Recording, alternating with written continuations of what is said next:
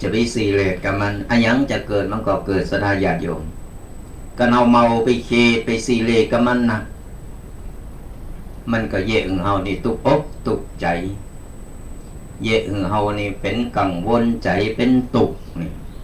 เพราะฉะนั้นแล้วก็พยายามเผาหรือว่าปล่อยวางลงให้ผ่อง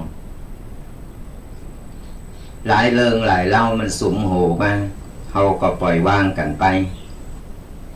เป็นมันมาเฮาเลงบ่ได้เนาะมันเป็นตามธรรมชาติเป็นบ่ว่าจะเรื่องธรรมชาติเรื่องไขวัดต่างๆมันมาเฮาก็เลงบ่ได้เปิ้นก็เหมือนเฮาก็เหมือนเปิ้นเพราะฉะนั้นแล้วเฮาก็ปล่อยวางให้ผ่องก่อนเฮาจะมาโอ้เป็นกึดเป็นกำกึดนอนก็บ่รับมันกึดหนักเยเอาหลาตามหลาเนี่ยเยคือโต๊ะเก่านี่กลายเป็นคนดีว่าซึมเศร้าไปเหเป็นคนกึดหนักไปเหเพราะฉะนั้นแล้วปล่อยวางโปร่งวางกันนี่พ่อ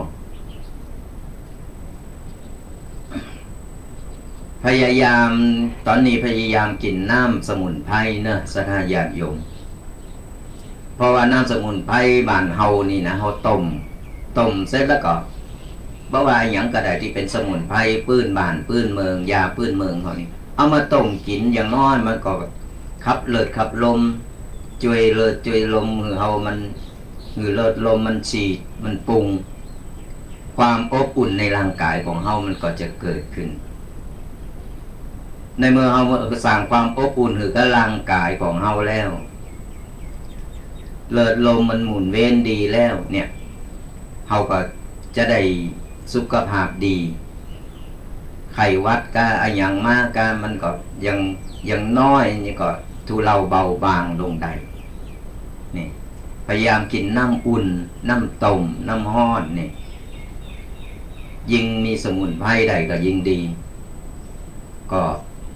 พยายามกินน้ำอุ่นน้ำต้มน้ำเย็นนี่เอางดเว้นไปให้ก่อนเนอะ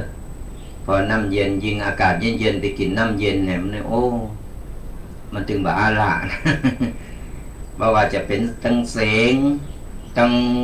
ภายในตั้งปอดตั้งอย่างเฮานี่มันก็จะลำบากภูมิต้านทานมันยิ่งอากาศเย็นๆไปกินน้ำเย็นซ้ำนักหรือเก่าเพราะฉะนั้นพยายามกินน้ำอุ่นน้ำร้อนกินยาต้มสมุนไพรนี่ถึงแล้วยาต้มสมุนไพรศรัทธาญาติโยมอันนี้ทุกปีบ่ได้มาโฆษณาพอดีเพิ่นมีตุเจ้าที่เพิ่นมาจำวัดอยู่ที่วัดทุกปีนี่เพิ่นเป็นตุเจ้ามาจากกัมพูชานะเพิ่นได้วิชาเกี่ยวกับยาสมุนไพรเพิ่นทำแจกเป็นตาลหือกับศรัทธาญาติโยมนะก็ถ้าใครสนใจเป็นสมุนไพรบ้านเฮานี่นะใครสนใจก็ตักตายกันมาได้หรือว่าชื่อทุกปีส่งไปหือก็ได้นะเปิ้นเอาถวายหือฟรีเป็นขับเลือดขับลมเป็นสมุนไพรต่างๆเกี่ยวกับขับสารพิษในร่างกายนี่อันนี้บอกประชาสัมพันธ์นี่บ่ได้มาโฆษณาขายนะศรัทธาญาติโยมอันนี้เปิ้นทำไว้แจกเปิ้นแจกมาสองรุ่นแล้วมดมีก็คนมาขอแหมก็เลยทำแหมรอบนี้ทำแหมเพื่อจะทำเฉพาะ15 คำนะแต่ว่าไม่ใช่15 คำแล้วก็ทำไม่ใจนะทำเฉพาะ15 วัน15 คำแต่ว่าถ้ามีโอกาสมีเวลามีสมุนไพรก็ถึงจะทำเพราะฉะนั้นแล้วมีจำนวนจำกัดใครสนใจก็ตักตายมาหลังไม่ได้เนอะทุกปีจะแจกจะส่งไปหือฟรีเนอะฟรีก็ประชาสัมพันธ์บอกกันไปเกี่ยวกับสมุนไพรขับเลือดขับลมกันนี่นะอาราศรัทธาญาติโยมวันนี้ก็ทุกปีได้มีได้ได้ไปหลายอันหลายอย่างพอดีมันมีศรัทธาญาติโยมคนเฒ่าคนแก่เนาะเพิ่นตักมาเพิ่นหลังไม้นี่เพิ่นว่าทุกปีปัญหาครอบครัวเยอะมันเป็นอย่างอันต่างๆนานามาปรึกษาวันนี้ทุกปีก็เลยไปค้นคว้าไปยิบยกเอาเกี่ยวกับว่าการเลี้ยงลูกจะได้จึงเป็นคนดีมันเป็นปัญหาเกี่ยวกับครอบครัวสมัยบะเดียวนี่ก็อย่างที่หู้ศรัทธาญาติโยมทั้งหลาย อย่างที่เราเคยอู่ไปหลายครั้งแล้วว่าเราอ่อนบาเดียวนี่มันบ่ใจเหมือนสมัยรุ่นเฮาเนาะรุ่นเฮานี่โอ้เราอ่อนปานนี้ใหญ่มาหน่อยปิดเทอมนี่ไล่เข้าวัดหมดนี่เอาไปเป็นไขโยมเอาไปโบสถ์เอาไปฝึกไปต่างๆนานาสมัยบาเดียวก็ได้นะสมัยบาเดียวนี่เอาเราอ่อนนี่เพิ่นเห็นสูงๆนะลูกเห็นสูงๆนะเห็นติ๊กเห็นไปเห็นมาไปเข้าล้านเกมเนี่ยไปเห็นพิเศษไอ้เป็นเห็นพิเศษไอ้ที่ไปเห็นแต้ๆมันก็มีแต่มีส่วนน้อยที่จะไปเห็นตั้งใจ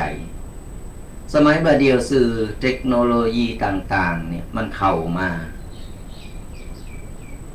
สื่อต่างๆมันเข้ามาปุ๊บทีนี้เราอ่อนมันก็โอ้ยแม้แต่เราอ่อน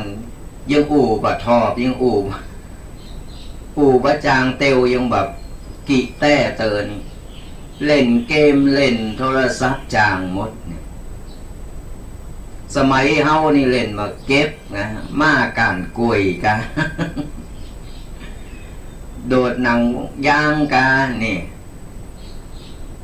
สมัยบาเดียวมันมีสมัยบาเดียวเทคโนโลยีมันเข้ามาถึงมันโหลดเร็วเฮายังโตยปบัดตัน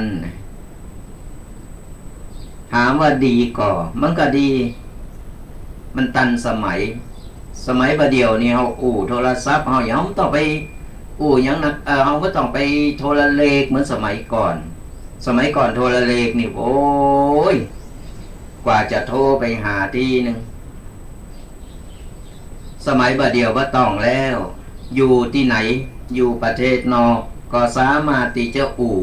จะพ่อหน้ากันก็หันนี่เนี่ยมันเป็นห้องว่าเทคโนโลยีติตันสมัยบาเดียวคนเฒ่าบ้านเฮาก็ตันสมัยเหมือนกันเนอะมันใจบ่ยอมแป้กับหมู่เราอ่อนนะพอคนเฒ่าก็เดียวสมัยแต่ก่อนนี่คนเฒ่าหิวตะกร้ามากนี่หิวไปไหนก็หิวตะกร้ามากเบ่งบุหรี่ไปสุมกันนี่ไปอู่ไปกันก็เกี่ยวมากกันไปเกี่ยวเม่งกันไปนั่งตากแดดกันไปโอ้บรรยากาศดีสมาคมของคนสวคนสูงวัยของคนเฒ่าคนแก่บ้านเฮาสมัยบาเดียวบ้าได้มามีแล้วตะกามางนี่หานี่มันใครมีโซนน้อยฮะหมอบาเดียวนี่แป้งได้กะอีหลาไปทางใดฮะคนนั้นไปไหนกำโทรศัพท์มากดตืดฮัลโหลอยู่ทางใดเป็นหยังนี่มันตันสมัยนี่ก็ถึงบอกว่านี่แหละเอาเจ้าว่าเราอ่อนแต่ก็บ่ได้เนอะคนเฒ่าก็เอาเหมือนกันนะ ตามติงหันนี่ประเดี๋ยวทุกปีไปแอบคนเฒ่าที่ไหนไปนี่โทรศัพท์อยู่ตั้งข้างนะสเตอร์อยู่ในไอ้เสือคอกระเช่าน่ะจกออกมาเป็นโทรศัพท์มาแน่โทรศัพท์ทันสมัยบาเดียวนี่สมัยแต่ก่อนนี่คนกดเอาเนาะกดเอาบาเดียวนี่คนเฒ่ากดบ่ใครเอาให้หมอเอาแบบสไลด์เหมือนละอ่อนนะพอหูพอหน้าพอตากันได้เล่นบางคนเล่นเฟซจางก็มีนะ ทั้งนี้ทั้งนั้นกันนั่นแหละสถาญาติโยมเข้าเมืองลิวก็ลิวตาตามเพราะว่าก่อนเฮาบัดทันสมัยก่อนบัดโต้ยตามอย่างอัน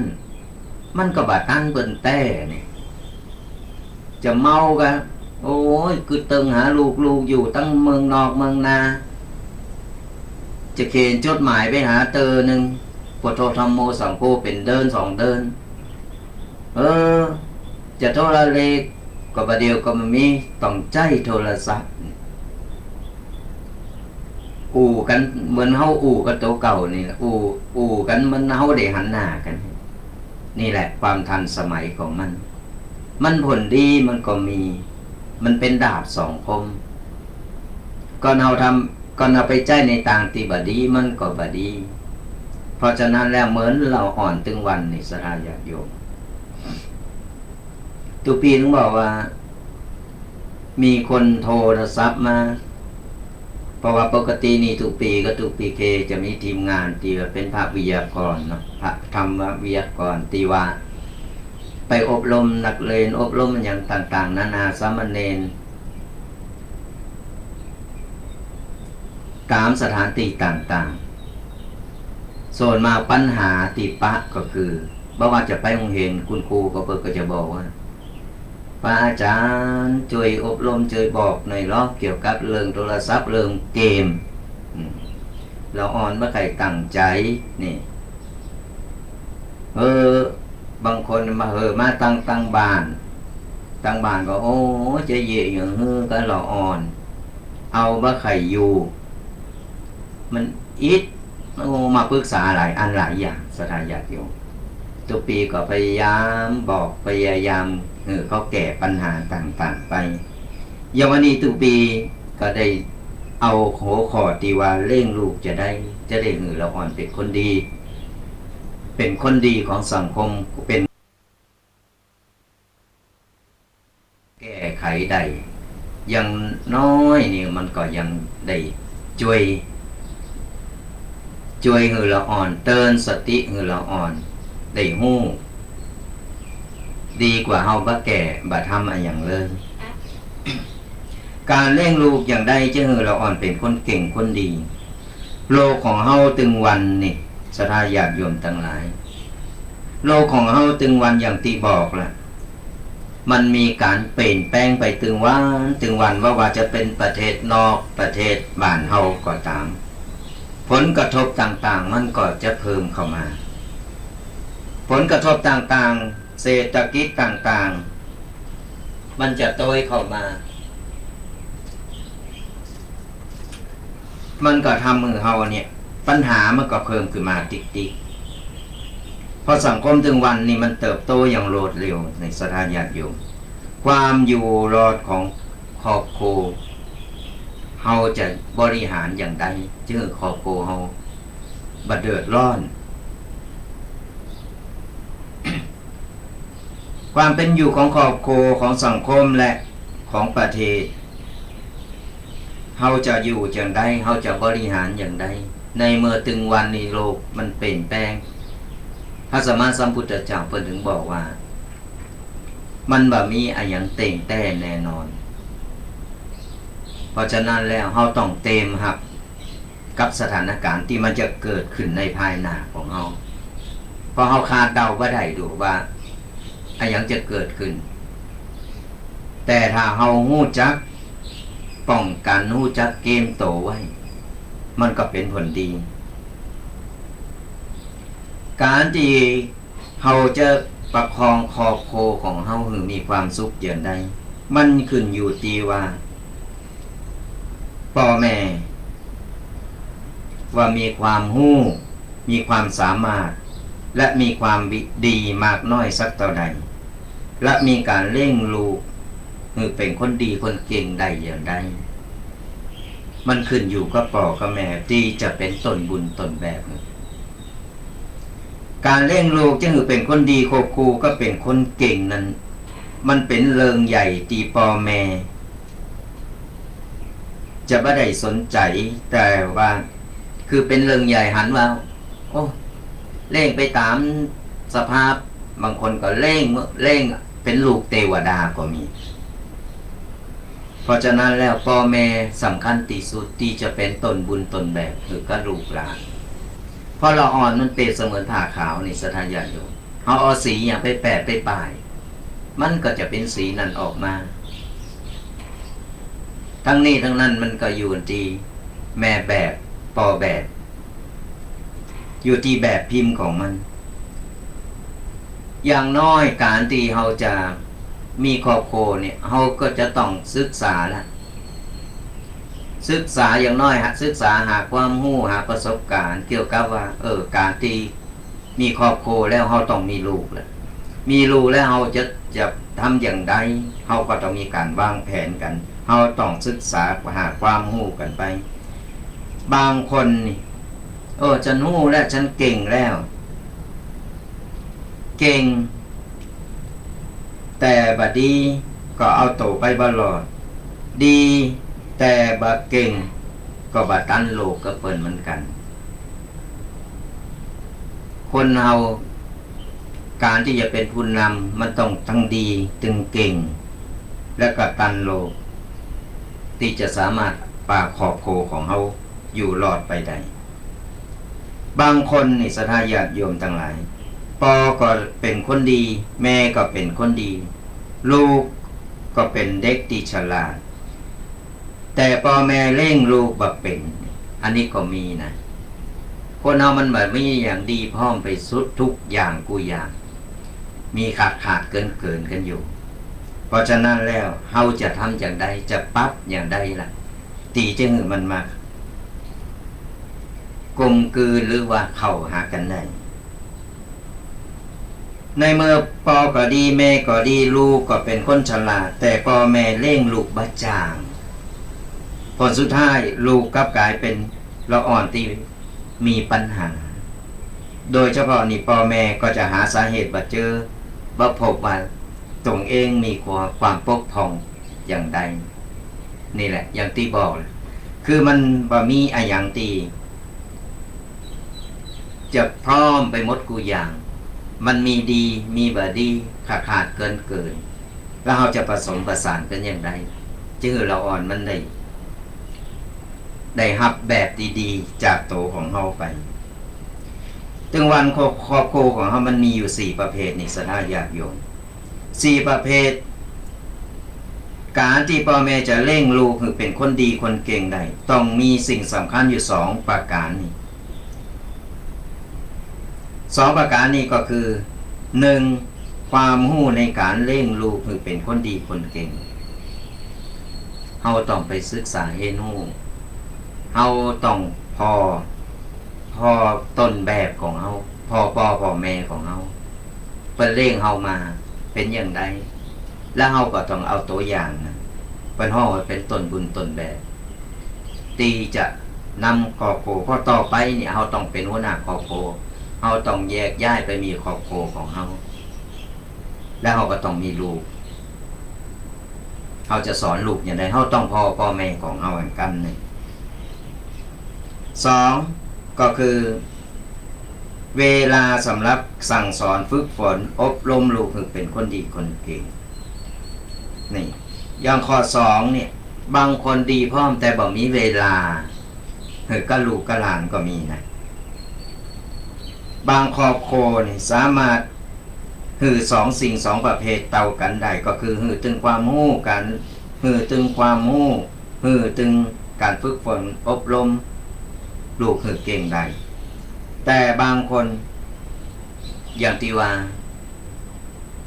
บ่มีความรู้บ่มีอย่างที่จะไปเร่งลูกเลยแต่มีเวลาแต่บางคนมีความรู้มีอย่างพร้อมกูอย่างบ่มีเวลา มันเป็นอย่างนี้ครอบครัวมันมี4ประเภทอย่างที่ว่ามีอย่างของประเภทที่1ก็คือมีเวลาแต่บ่มีความรู้นี่อย่างที่บอกประเภทที่2ก็คือมีความรู้แต่บ่มีเวลาประเภทที่3บ่มีความรู้แล้วก็บ่มีเวลาอันนี้นักหน่อยและประเภทที่4มีความรู้และก็มีเวลานี่4ประเภทอย่างตีวาเนี่ยศรัทธาญาติโยมทั้งหลาย4ประเภทที่วาโทแหนมกรรมหนึ่งก็คือประเภทที่1มีเวลาแต่บ่มีความรู้ประเภทที่2มีความรู้แต่บ่มีเวลาประเภทที่3บ่มีความรู้และบ่มีเวลาประเภทที่4มีความรู้มีเวลานี่ถ้าใครเป็นประเภทที่4นี่อันนี้ยังแควนหน่อยรับรองเพราะเขามีถึงความรู้มีถึงเวลาในตัวครอบครัว3ประเภทแรกอย่างตีวานี่เป็นครอบครัวตีได้รับการอบรมสั่งสอนละอ่อนเป็นคนดีเนี่ยมีน้อยมากแทบจะบ่มีเลยศรัทธาญาติโยมเพราะอะไรอย่างเพราะว่ามีเวลาแต่มีความรู้ อย่างที่ว่านะมีความหูมีเวลา หรือว่าบ่มีความหูมีเวลา3ประเภทเนี่ยอย่างใดก็จะเอาลูกให้ดีบ่ได้เพราะเขาบอกมีเวลาให้ลูกนี่ถึงนี้เวลาเขาก็มีความหูเราอ่อนมันเลยออกไปนอกรูนอกทางได้โดยที่ว่าพ่อแม่บัดตันได้หูสึกโต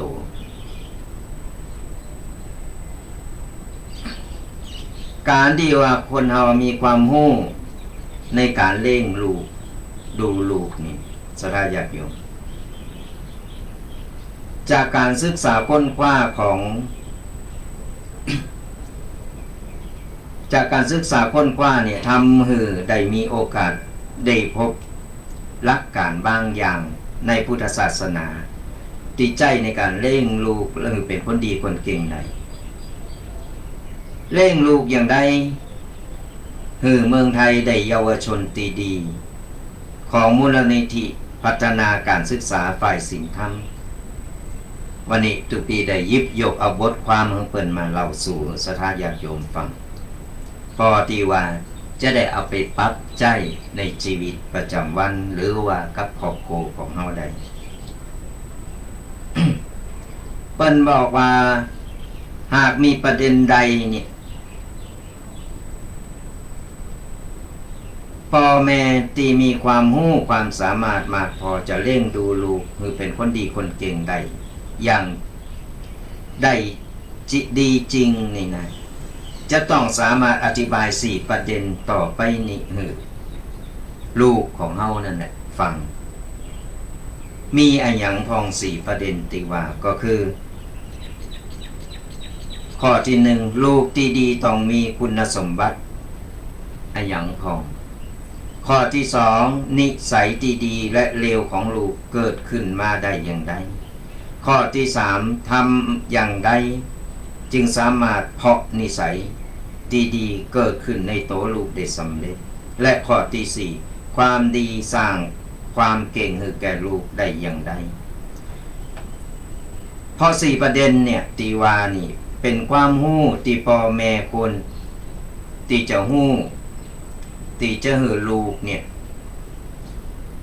ได้เห็นรู้และก็เฮาก็ต้องเห็นรู้นิสัยใจคอละอ่อนตัวเมื่อใจไปฮักหัวเดียวไปใจบังคับหรือว่าแข็งอย่างเดียวแข็งกระดานอย่างเดียวหรือว่าเพิ่นฮ้องว่าฮักดิบเลยอย่างอันก็บ่ได้พอละอ่อนเนี่ยเฮาต้องรู้ศึกษาพอนิสัยใจคอเขาตัวว่าลูกคนนี้ชอบอย่างอี้ลูกคนนี้นิสัยอย่างอี้นี่เฮาก็จะต้องเห็นรู้นิสัยใจคอของลูกบ่ใจไปใจบังคับอย่างเดียวอันยังกระดาก็ตีละอ่อนก็ใจแตกไปเหมือนกันนะสถาญาติโยมมันต้องถอยทีถอยอาศัยฮู้เขาฮู้เฮาก็ต้องฮู้นิสัยใจคอของละอ่อนตัวละอ่อนก็ต้องฮู้นิสัยใจคอของเฮาตัวนี่มันถึงจะปรับกันเข้ากันได้ในทางพระพุทธศาสนาเพิ่นว่ามี3แบบละอ่อน3แบบมีอะไรอย่างพองคือ1ไม่แสบในภาษาของตั้งพระศาสนาเปิ้นว่าบทนี้มาจากพระบริสุทธิคุณนี่ข้อที่2ไม่โง่มาจากพระปัญญาธิคุณไม่แรงน้ำใจมาจากพระมหากรุณาธิคุณนี่ในทางพระพุทธศาสนาถ้าละอ่อนก็ได้มีคุณสมบัติ3ข้อนี้นะแสดงว่าเป็นละอ่อนตีดีเป็นลูกตีดีเพราะตั้งทำ3ข้อของเราไม่แสบไม่โง่ไม่แรงน้ำใจมันดีอย่างใดล่ะในทางพระพุทธศาสนาของเฮานี่เปิ้นว่า3ข้อนี้เป็นบ่อเกิดนิสัยของลูกของเฮาเนี่ยว่าลูกเฮาเนี่ยเป็นคนอย่างใดเมื่อเฮาฮู้แล้วนิสัยของลูกของเฮาว่าเป็นคนประเภทไหนละ3ประเภทที่ว่า บ่แสบบ่โง่บ่แรงน้ำใจ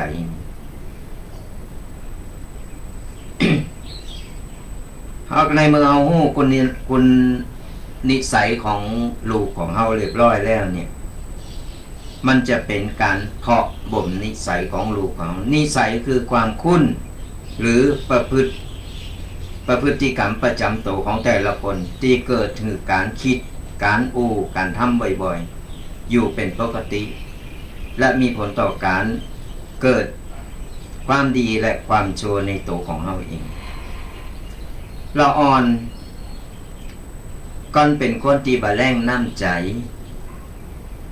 เป็นคนเฟ้อเผ่อแผ่ฮู้จักกินฮู้จักตานบ่เป็นคนโง่เงาเต่าตูนบ่เป็นคนตีเกกมาเลเกเรห้ายแสบโอ้บ่าตัวนี้แสบขนาดเนี่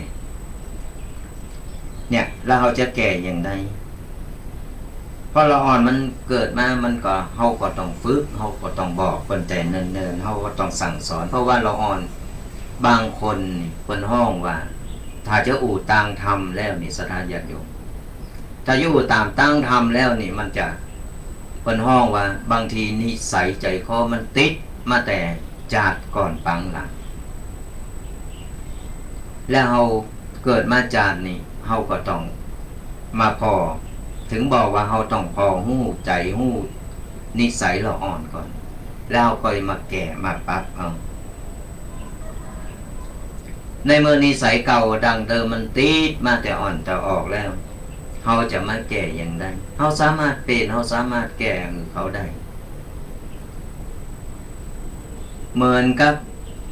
เปิ้นเปรยเปยว่าดอกโบอยู่ในโคนตมก็ยังสามารถที่จะเอาขึ้นมาอยู่บนหิ่งพระถวายพระพุทธเจ้าได้ฉันได้กับฉันนั้นเราอ่อนเกิดมาบางคนเกิดมาแล้วเนี่ยอยู่ในสถานที่ตีบาสมโพนแต่เราสามารถที่เอามาล้างมาปัดมาเป่ามาคัดเก้านิสัยของเขาได้เหมือนกันฉันได้กับฉันนั่นเพราะฉะนั้นเฮาบ่ใจว่าโอ้บาตัวนี้แซ่บบ่ไหวมาเอาแหละมันก็บ่ใจ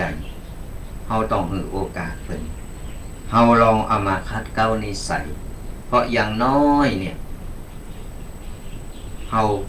การคัดเก้าอย่างน้อยนี่มันก็ยังได้ความรู้สึกยังรู้จักสำนึกได้เปลี่ยนแปลงได้ถึงบอกว่าไม่อ่อนเนี่ยมันดัดง่ายเพียงแต่ว่าเฮาฮู้จักดัดฮู้จักที่จะเอาสิ่งดีๆเนี่ยไปเติมเต็มให้เพิ่นเพราะฉะนั้นสิ่งสำคัญที่สุดตั้งแต่ต้นรายการก็บอกว่าพ่อแม่ต้องเป็นต้นบุญต้นแบบและพ่อแม่ก็ต้องอย่างน้อยต้องมีความรู้ในการที่จะเอาละอ่อนเนี่ยมาดัดแปลงอย่างใดๆอุปมาอุปไมยก็เหมือนว่ามีละอ่อน3คนแม่หือนมเวลาบ่เท่ากันละอ่อน3คนเนี่ยโตเท่ากันแต่แม่มีเวลาจะหืนนมกินหือบ่เท่าเวลานี้บ่เท่าบ่เหมือนกันก็จะได้นิสัยบ่เหมือนกัน3คนกินนมเหมือนกันแต่หือต่างเวลาละอ่อนก็จะต่างนิสัยเหมือนกันเพราะจะได้ละอ่อนคนแรกแม่หือนมบ่เป็นเวลานึกจะหือก็หือนึกขึ้นได้ลืมหือนมลูกไปหือว่าเป็นเวลาละอ่อนคนนั้นพอหิวขึ้นมาบ้าได้กินก็จะต้องห้องพอถึงเวลามันกินมันก็จะห้องจะโวยวายขึ้นมาละอ่อนคนนั้นก็จะเกิดนิสัยเจ้าโทสะเป็นคนที่โกรธขี้เกตกันไปต้องอารวาสก่อนถึงจะได้กินต้องให้ต้องห้องต้องอารวาสใครได้ยังต้องเอาวันนั้นจะเอาเดี๋ยวนี้จะเอาอันนี้ อย่างหันในนิสดาญาณโยมอย่างที่ไปตามห้างนี่ลงในคลิปสดาญาณโยมลูกใครใดนี่ปุ๊บ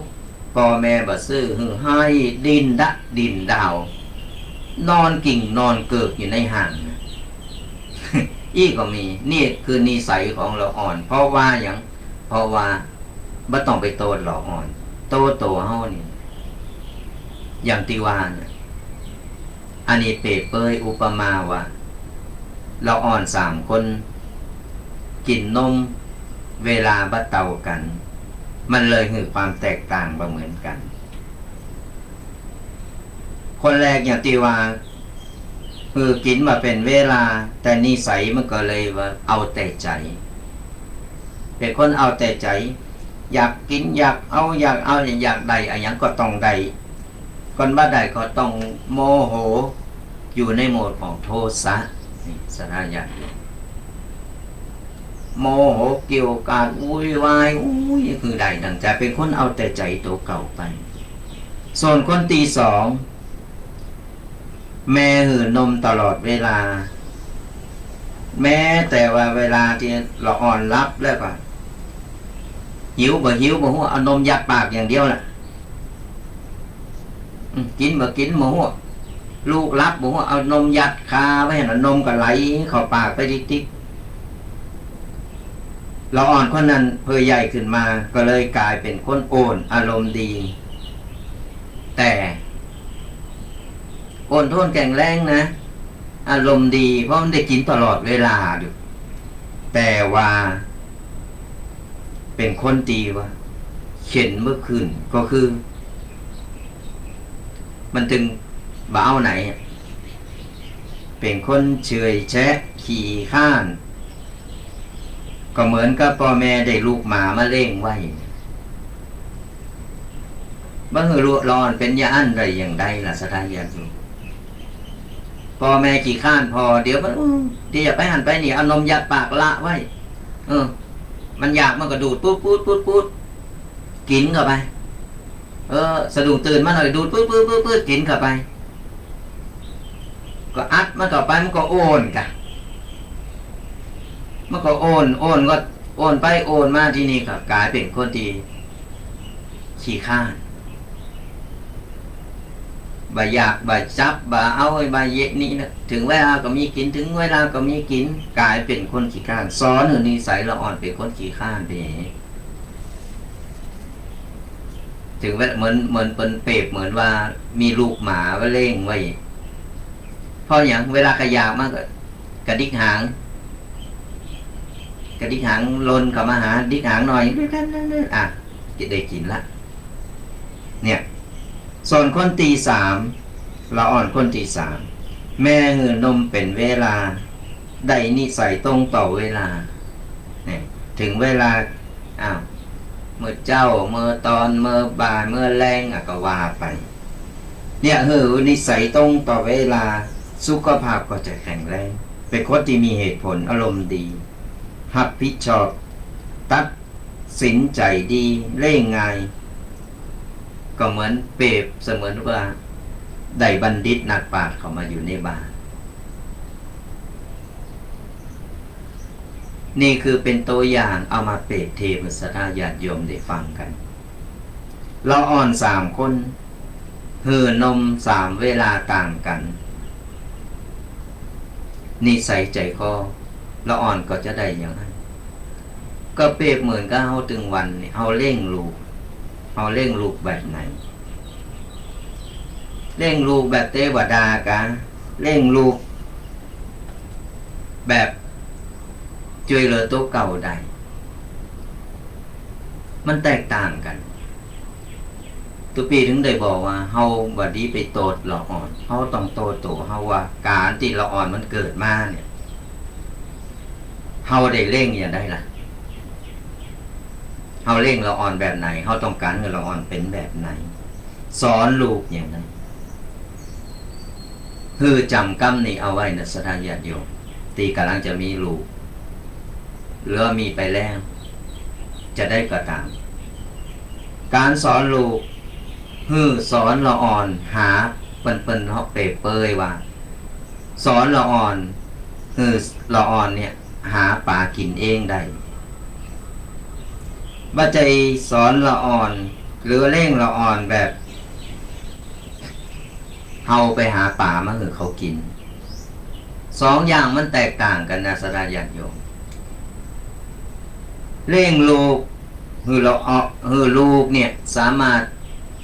หาป่ากินเองได้เร่งแบบหาป่ากินเองได้ว่าใจเร่งลูกแบบ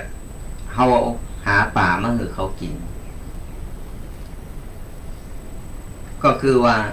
เร่งลูกเฮาจะไปโตยใจจะไปตามใจเขานักใหญ่ขึ้นมาเป็นลูกเทวดาเฮาต้องเร่งแบบคือเขาเฮาพอห่างๆคือเขาสามารถช่วยเหลือตัวเขาเองได้หากินเองได้เอาไม่ได้มาเร่งเขาจนใหญ่จนฮอดเขาตายที่ไหนนะดีมที่เขาตายไปก่อนแล้วเขาก็ช่วยเหลือตัวเก่าบ่ได้เลยเป็นหัวหน้าครอบครัวกับบ่ได้เลยเร่งลูก เฮาต้องบอกต้องแนะต้องสอนอย่างอี้เนอะอย่างอี้เนอะพิษเป็นพิษถูกเป็นถูกฮู้จักบาปบุญคุณโทษฮู้จักความรับผิดชอบบ่ใจเร่งลูก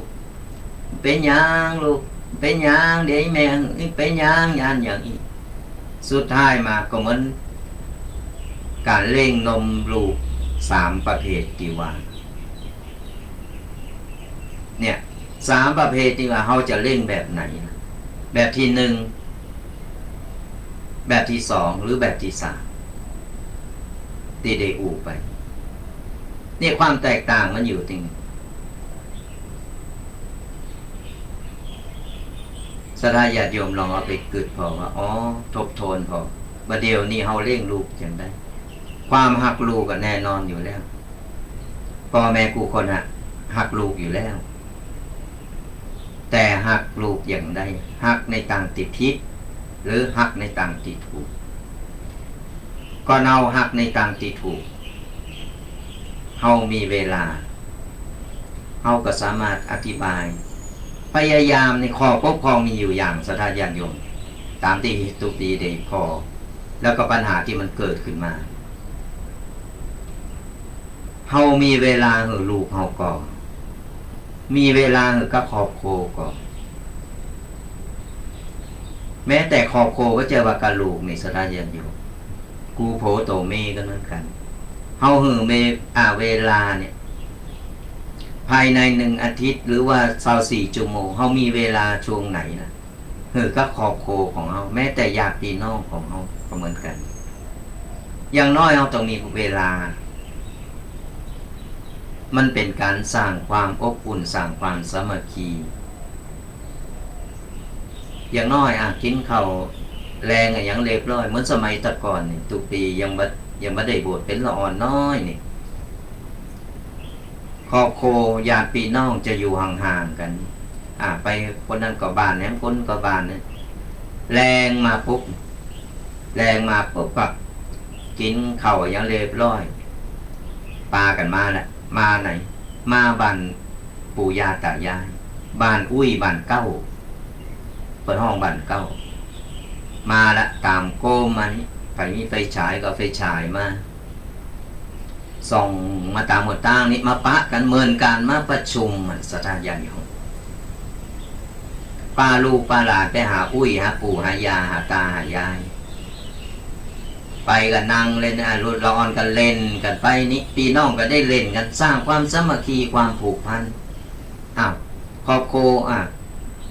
เป็นไปเป็นเขยเป็นยังกับมามาเอ่ยกันมาปั๊บอะไรมีปัญหาอย่างมีอย่างมาบ้านเก้ามาประชุมกันมามาเอ่ยร้อนกันเล่นสร้างความผูกพันมันโมนมันงันสมัยว่าเดียวบ้านไผบ้านมันคำมาอิดยี่การมาอิดปิ้นตู่ต้มกินข้าวอย่างเรียบร้อยอาบน้ำกินข้าวเรียบร้อยเสร็จปิ้นตู่ต้มนอนเลยตำรานี่คนเฒ่า ปู่ย่าตายายนั่งก็งอกแงงก็รออยู่ในบ้านมันก็มีไผมาลูกหลานก็มาหาวันนี้ป้อมปะหน้าปะตากันก็มียิ่งในเมืองนี่สระญาติโยมแถวกรุงเทพซ้ำห้ายเนี่ยตุปีไปอยู่มา40 กว่าปี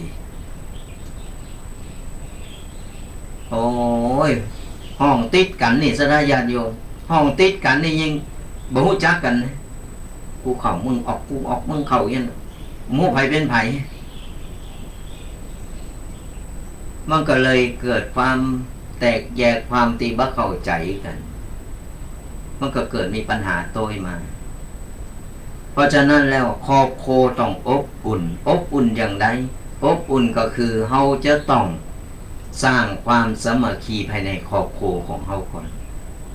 เป็นแบบอย่างหือละอ่อน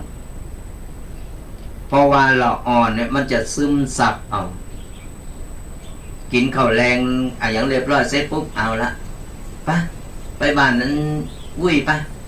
ไปบ้านปู่บ้านย่าบ้านตาบ้านยายปลาละอ่อนไปสมัยเมื่อเดียวละอ่อนก็ห้องนึง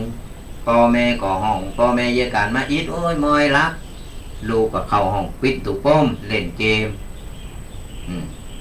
การบ้านนึงทำเอาเป็นการห้องเฮนเลยเอาไปทำที่ห้องเฮนหมดที่บ้านมาทำที่บ้านนางเคอย่างเดียวสไลด์กันลื่นปื๊ดอย่างนั้นเนี่ยมันเป็นอย่างอีสถาญาติอยู่ถึงบอกปัญหาถึงวันนี้มันสิ่งใหม่ๆมันเข้ามาละอ่อนมันก็โตยตันและเราจะแก่อย่างไรก็อย่างที่ตุปีได้เกินไปเลยว่ามันจะต้องปลูกฝังความสามัคคีภายในครอบครัวของเขาก่อนบางทีก็บางครอบครัวนี่ที่โทรมาปรึกษาทุกปีบางครอบครัวนี่น่าสะท้านญาติอยู่โผเมาเมเมาลูกก็ดีตั้งใจเฮนแต่พ่อแม่เสียแรงมาปุ๊บพี่ปอพี่แม่ปรึกษานั่นปรึกษานี่เดี๋ยวไว้ก่อนเอ้ยปอก็เมาแม่ก็เมาโผแก้วเมแก้วมันจะโผขวัญเมขวัญนะสลายอย่างนี้โผแก้วเมโคดนี่ มันเป็นอย่างอี้และนี่จะเป็นต้นแบบใดก่อนจะเป็นตัวอย่างตีดีใดก่อนปัญหากูสิ่งกูอย่างเฮาต้องแก้ที่ต้นเหตุบ่ได้ไปแก้ปลายเหตุนะสถานญาติโยมแก้ปลายเหตุอย่างไรมันก็ถึงบ่เสร็จถึงบ่จบก่อนเฮาแก้ในต้นเหตุมาอย่างไรมาจากไหนเฮาต้องแก้ทั้งนั้นก่อนเฮาแก้ต้นเหตุนะปลายเหตุนะมันเรื่องธรรมดาในเมื่อต้นเหตุมันดับไปแล้วปลายเหตุมันก็ดับไปเองอันนี้ปากันมาแก้ปลายเหตุลูกบดีเนาะโอ้ยลูกไผ่วะลูกไผ่ผมสั่งสอนก็แล้วกันด่าตำราด่าตัวเก่า เนี่ยมันเป็นอย่างนี้เขาต้องพอเขาดีกว่าฮะเขาสอนลูกอย่างนี้ผิดพลาดกะเอาพอลูกเพิ่นเยอะโอ้ยเป็นลูกแก้วลูกคำเฮาต้องพอโตเฮาว่าบัดเดี๋ยวนี้เฮาสอนลูกเป็นอย่างไรความเป็นอยู่ของเฮาเป็นอย่างไรความเป็นอยู่ของเฮากำลัง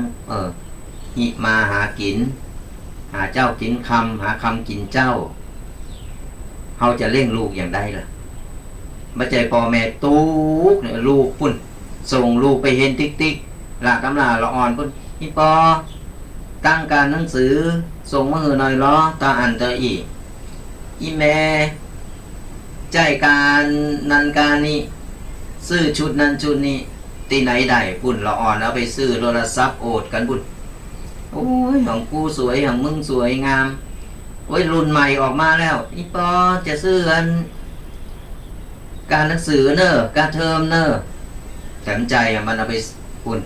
เอาไปแต่งไปหย่องเอาไปเอาของมีกาของที่มันมีจือมีเสียงอันใดบางงามมันก็บ่ใจกันพ่อแม่นี่ตุกหิมตาอยู่บ้านพ่ออย่างพ่อเฮาเลี้ยงลูกแบบเทวดาฮักลูกแน่นอนกูคนฮักแต่ว่าเฮาฮักในต่างติพิษถึงบอก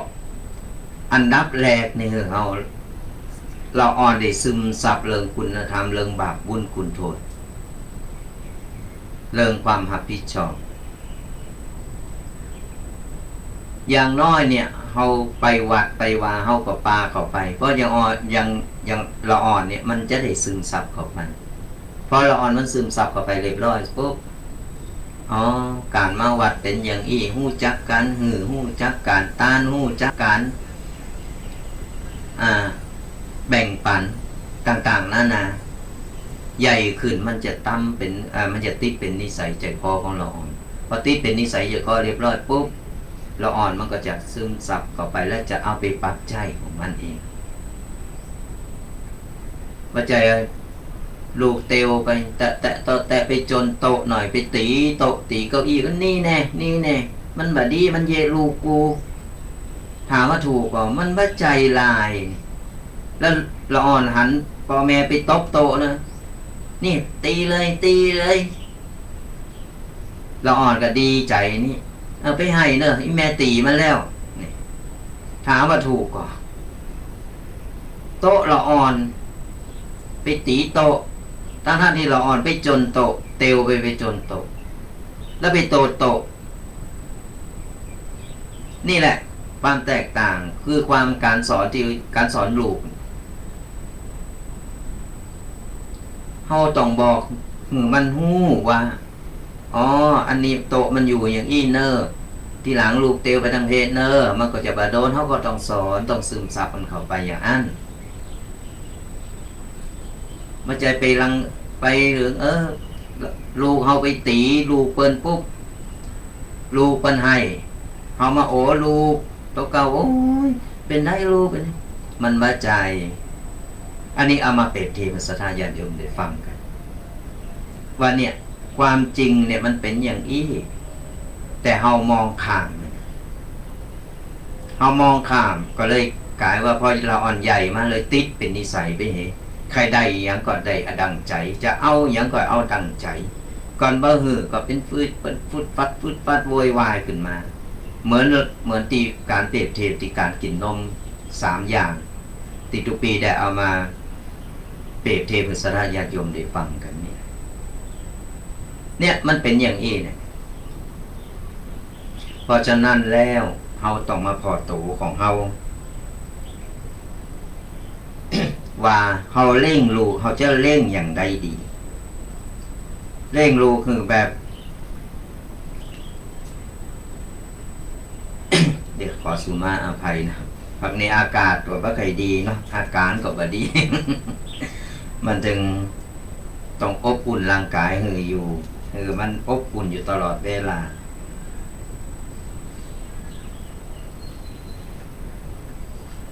การเร่งลูกอย่างที่ตุปีได้เกินไปแต่แรกว่าเร่งลูกต้องรออ่อนมันสอบวาหากินกันเองได้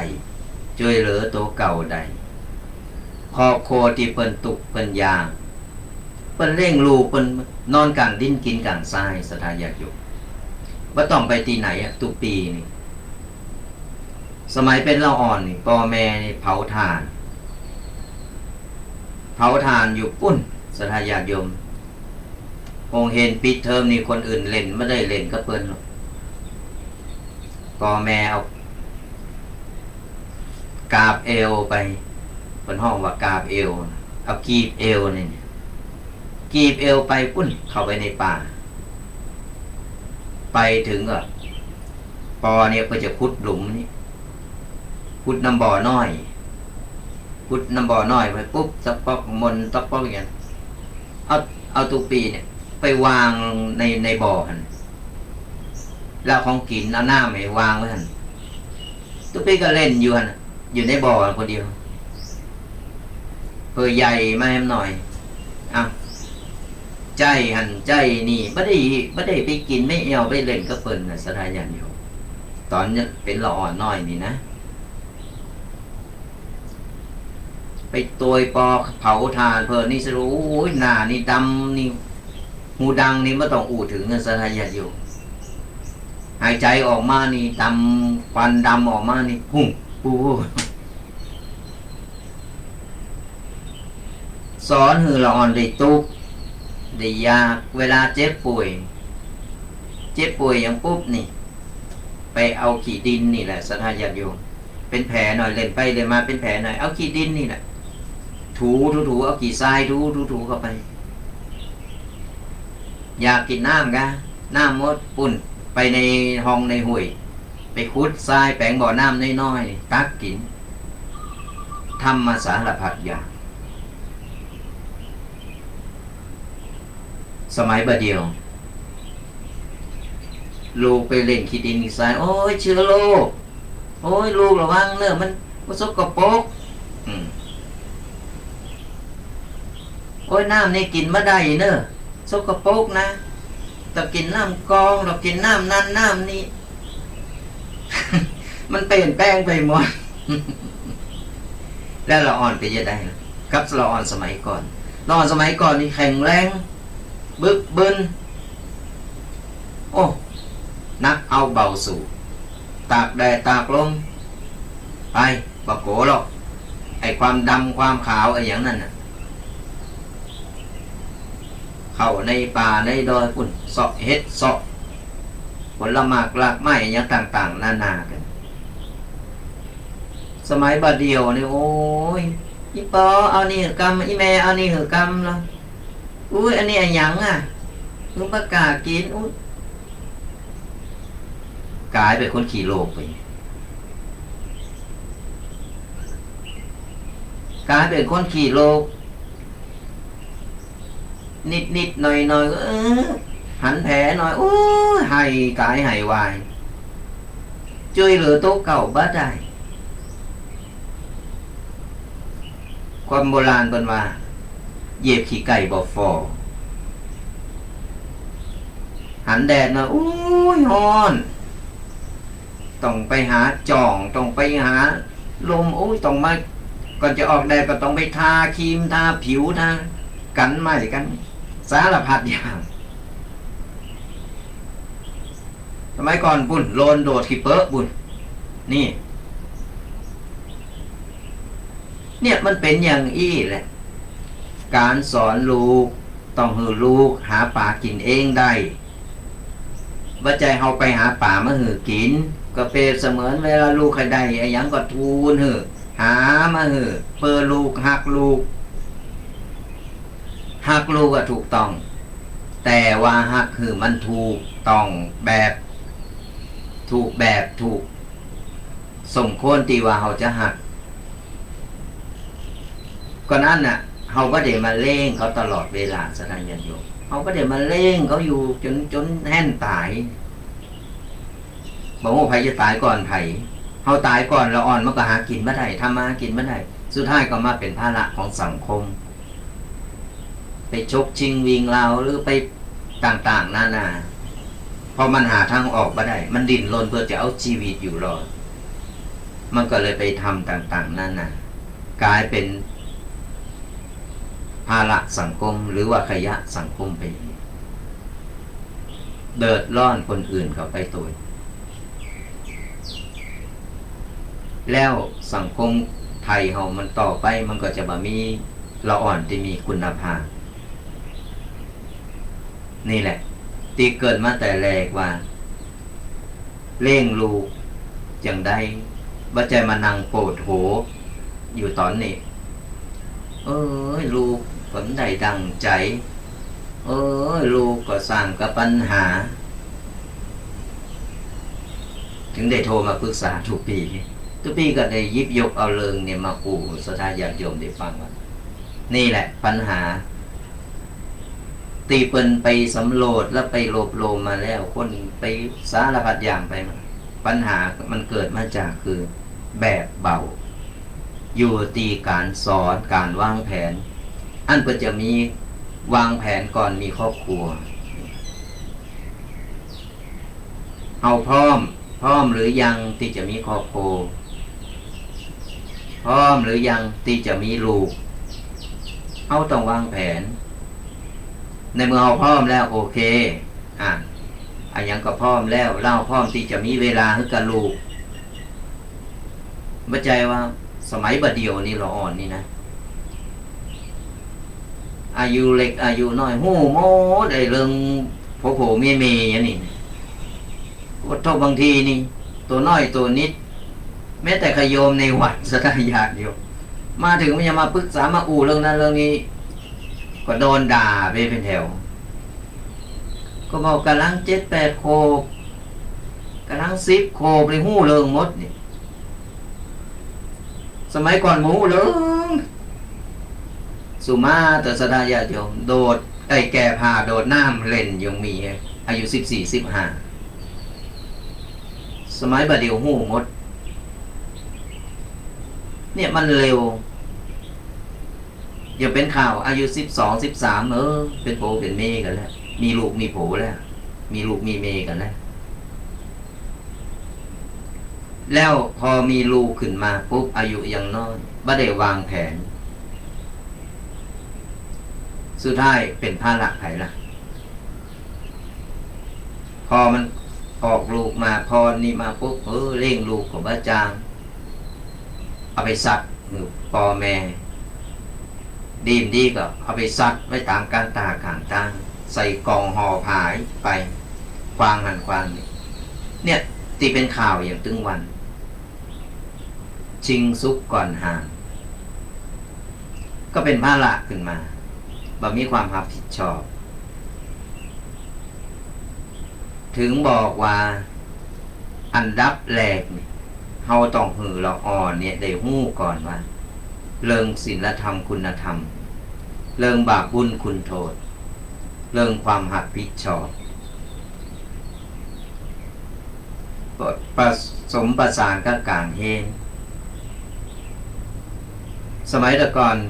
บัดเดียวนี้ก็ยังพอมีแต่ว่าบ่เคยมีแล้วมาเคยหายไปแล้วเรื่องเวลาไปเฮนหนังสือนี่จะมีวิชาศีลธรรมบัดเดียวสังเกตพอบ่เคยมีนะสถานญาติโยมบางโรงเรียนเปิดยังมีอยู่แต่มีส่วนน้อยลงไปแล้วนี่แหละมันต้องซึมซับเข้าไปคือเราอ่อนได้มีคุณธรรมมีศีลธรรมอยู่ในกายในใจเพราะอย่างน้อยเราอ่อนว่าได้รับรู้แล้วว่าความรับผิดชอบบาปบุญคุณโทษเป็นอย่างไรดีชั่วเป็นบาปเป็นบุญเราอ่อนมาต้องเห็นรู้เบื้องต้นอย่างตึงวันนี่สมัยตะก่อนนี่ถามอีปออีแม่พอสมัยตะก่อนนี่เปิ้นเอาเราอ่อนนี่มาไว้ในวัดสมัยบัดเดียวเราอ่อนบ่มีเราอ่อนไปอยู่ร้านเกมตุเจ้าพระเนน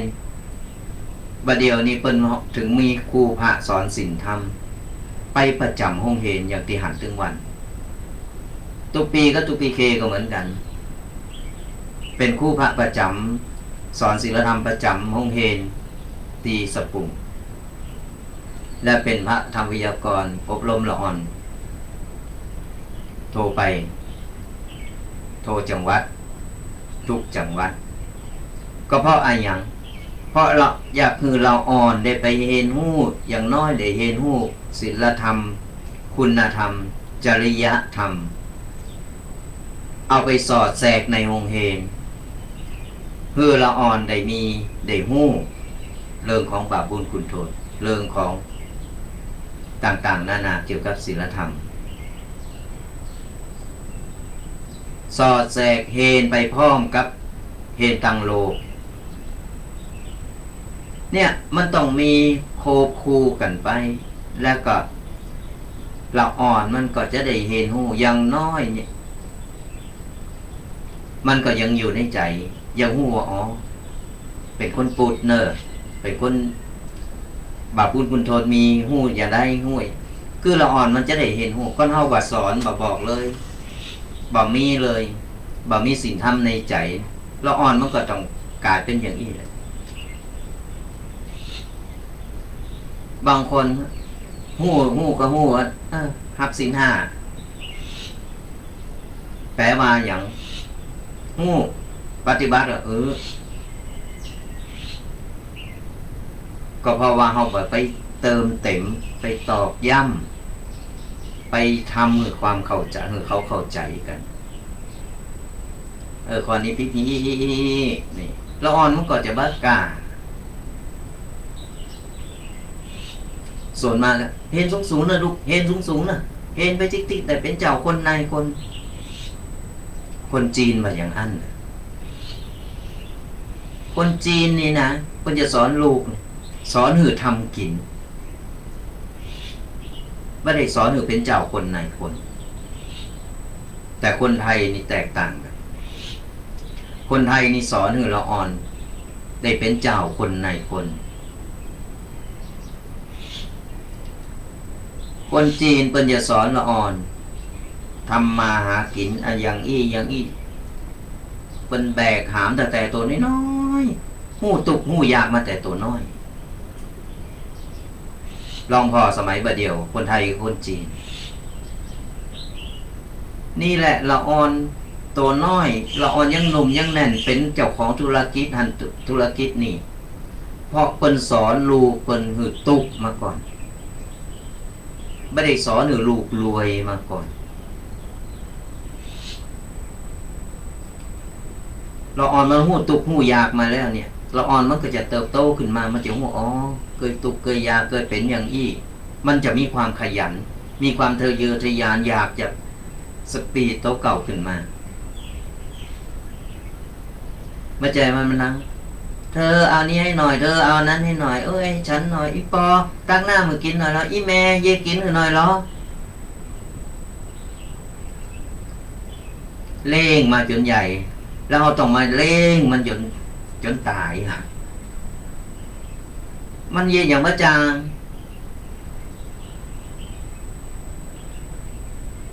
เนี่ยลองเอาไปพินิจพิจารณาสถายาติโยม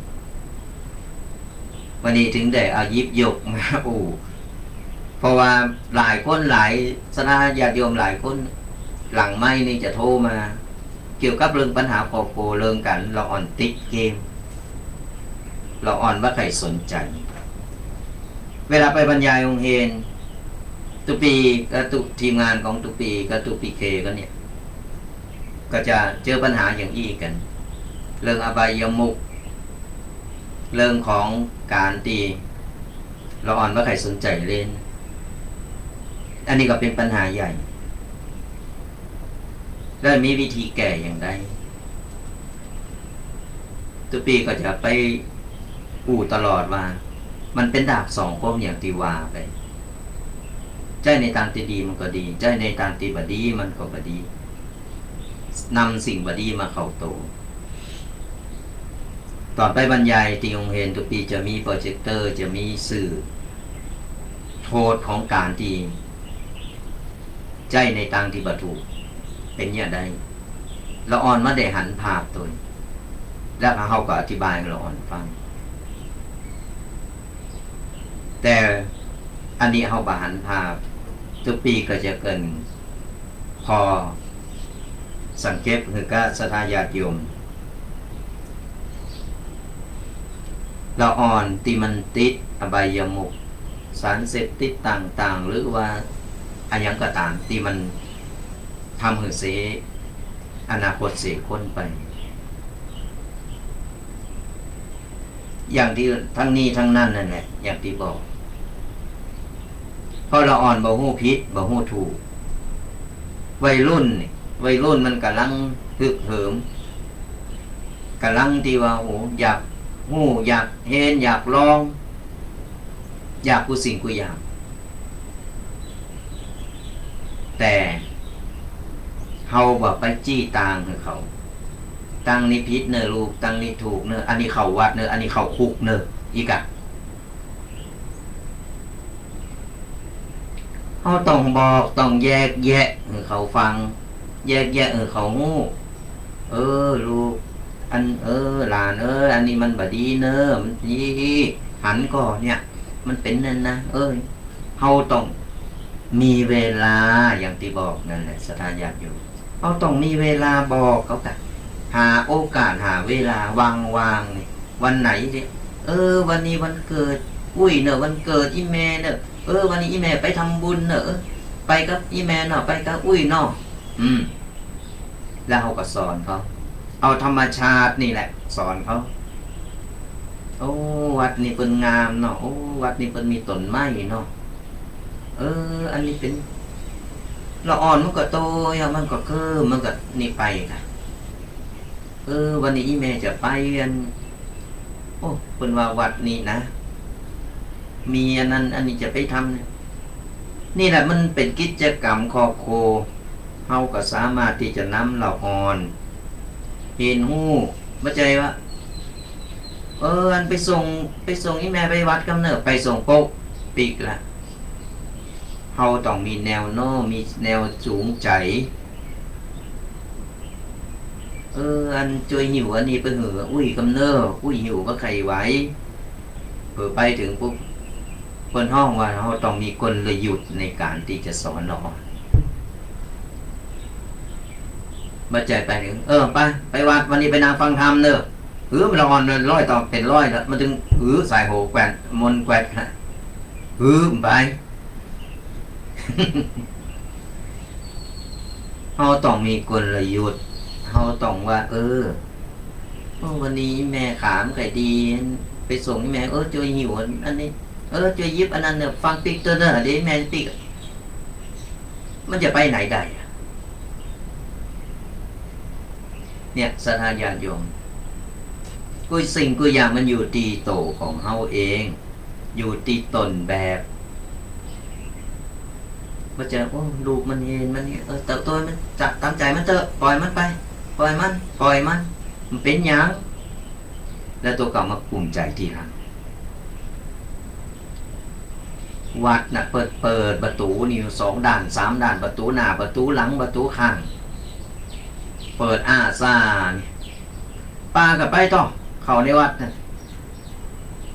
อันนี้มีกระนกกระแก่ว่าบินข้ามไปข้ามมามีกระหมากระแมวโลนลุกเข้าออกอยู่ในวัดแต่ตรงกันข้ามคุกตารางนี่ปดโทธรรมโมสังโฆเปิ้นปิดแน่นไป2 ชั้น 3 ชั้นลูกันเข้าก็เพราะอย่างเพราะเราอ่อนนั้นขาดศีลธรรมมันมามีศีลธรรมในใจของ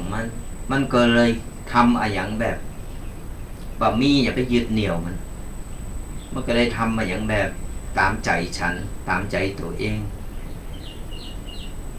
มันก็เลยผิดพลาดไปแล้วมาโตดตัวเก่าทีหลังแล้วมาโตดเราอ่อนมันบ่ถูก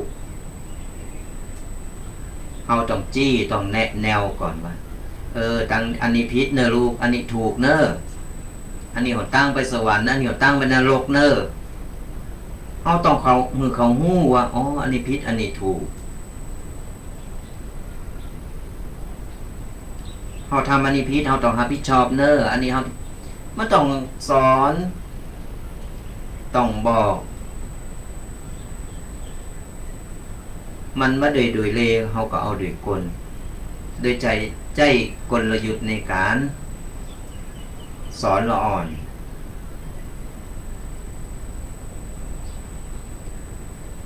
สอนแบบธรรมชาติก็คือเอาไปหันไปนี่หันนั้นนี่คนนี้เป็นคนอย่างนี้อันนี้เป็นคนบดีเนอะลูกมันต่อไปพอมันต่อไปยังเหมือนข่าวเหมือนกันเขาพอข่าวเขาก็ละอ่อนนั่งอยู่เขาก็บอกกันเนี่ยละอ่อนคนนี้มันเย็ดบดีอย่างอี้เนาะเนี่ยฮันอินดูปออินดูแม่มันนอกนี่เขาก็ไปกันไปละอ่อนมันก็พอตัวมันก็ฟังตัวทีนี้มันก็จะแยกเป็นว่าคนอย่างอี้เนาะคนเป็นว่าหักอย่างอี้เนาะคนนี่แหละมันสอนได้กูตีกูต่างไม่ได้ไปสอนในเฉพาะในห้องในสถานอย่างเดียวใจธรรมชาติเนี่ยสอน มันต้องไปนั่งในห้องมาเดี๋ยวจะสอนนั่นเดี๋ยวจะสอนนี่มันถึงบ้าพอปล่อยมันถึงบ้าอย่างเราอ่อนติดเกมวันนี้อันไปไหนก็เดี๋ยวจะไปหาเปิ้ลอันเดียวอุ้ยว่าจะโจนไปหันไปนี่ไปนี่คือปลาปูไปก่อนนะอันแล้วเป็นอย่างไรเกมมันเล่นแล้วได้อย่างพองวันนั้นอีแม่ไปหันในโทรทัศน์เนอะหันในข่าวเราอ่อนนั่นไปเล่นติดเกมเปิ้นไปตีโหอันนี้เราอ่อนก็นี่ไปเล่นสายเข่าโรงพยาบาลเปิ้นถามเข่าโรงพยาบาลสายตามนี่แหละเราอ่อนเป็นห้องกลยุทธ์ในการจะสอนเราอ่อนก็จะเกิดความโกมันจะหันภาพขึ้นมาทันทีเนี่ยบางทีเขาขอข่าวหันข่าวนี่เกี่ยวกับนี่เขาก็แนะนำเขาก็ต้องบอกเลยเนี่ยเป็นการสอนได้โทรกูตีกูต่างสอนได้ตลอดเวลามันใจสอนกาวันจันทร์ถึงวันศุกร์เวลานั้นเวลานี้เลิกเวลานั้นบัดใจเขาต้องสอนได้ตลอดเวลาเขาต้องเป็นครูของเราอ่อนของของลูกของเขา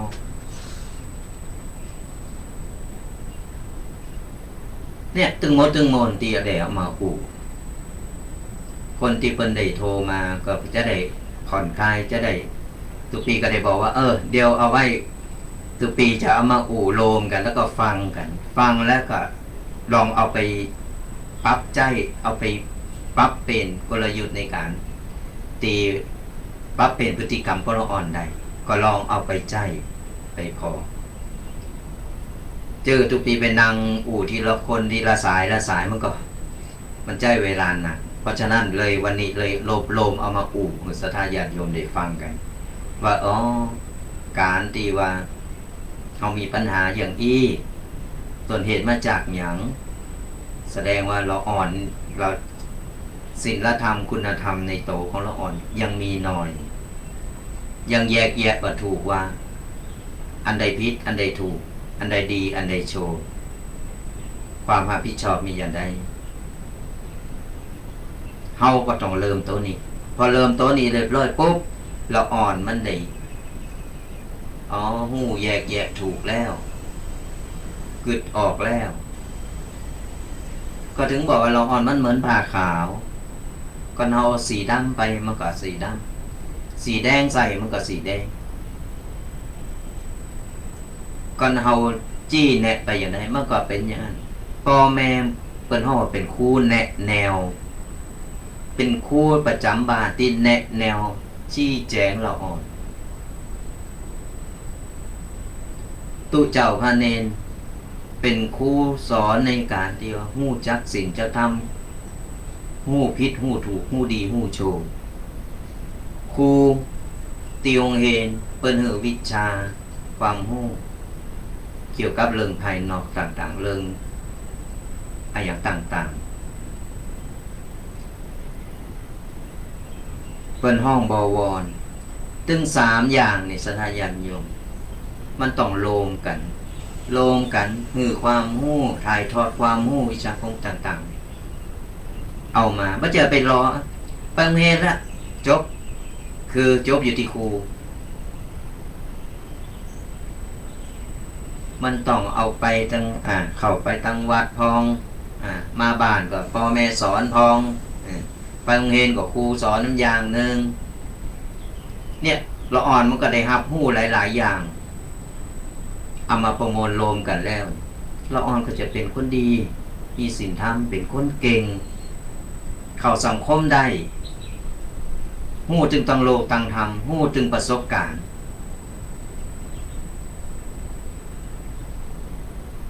ลองเอาไปปัดใจกันติตุปียมาก็เป็นการแนะแนวศรัทธาญาติโยมนี่บางครั้งเนี่ยเส้นผมบังภูเขาเอาพอบาหัน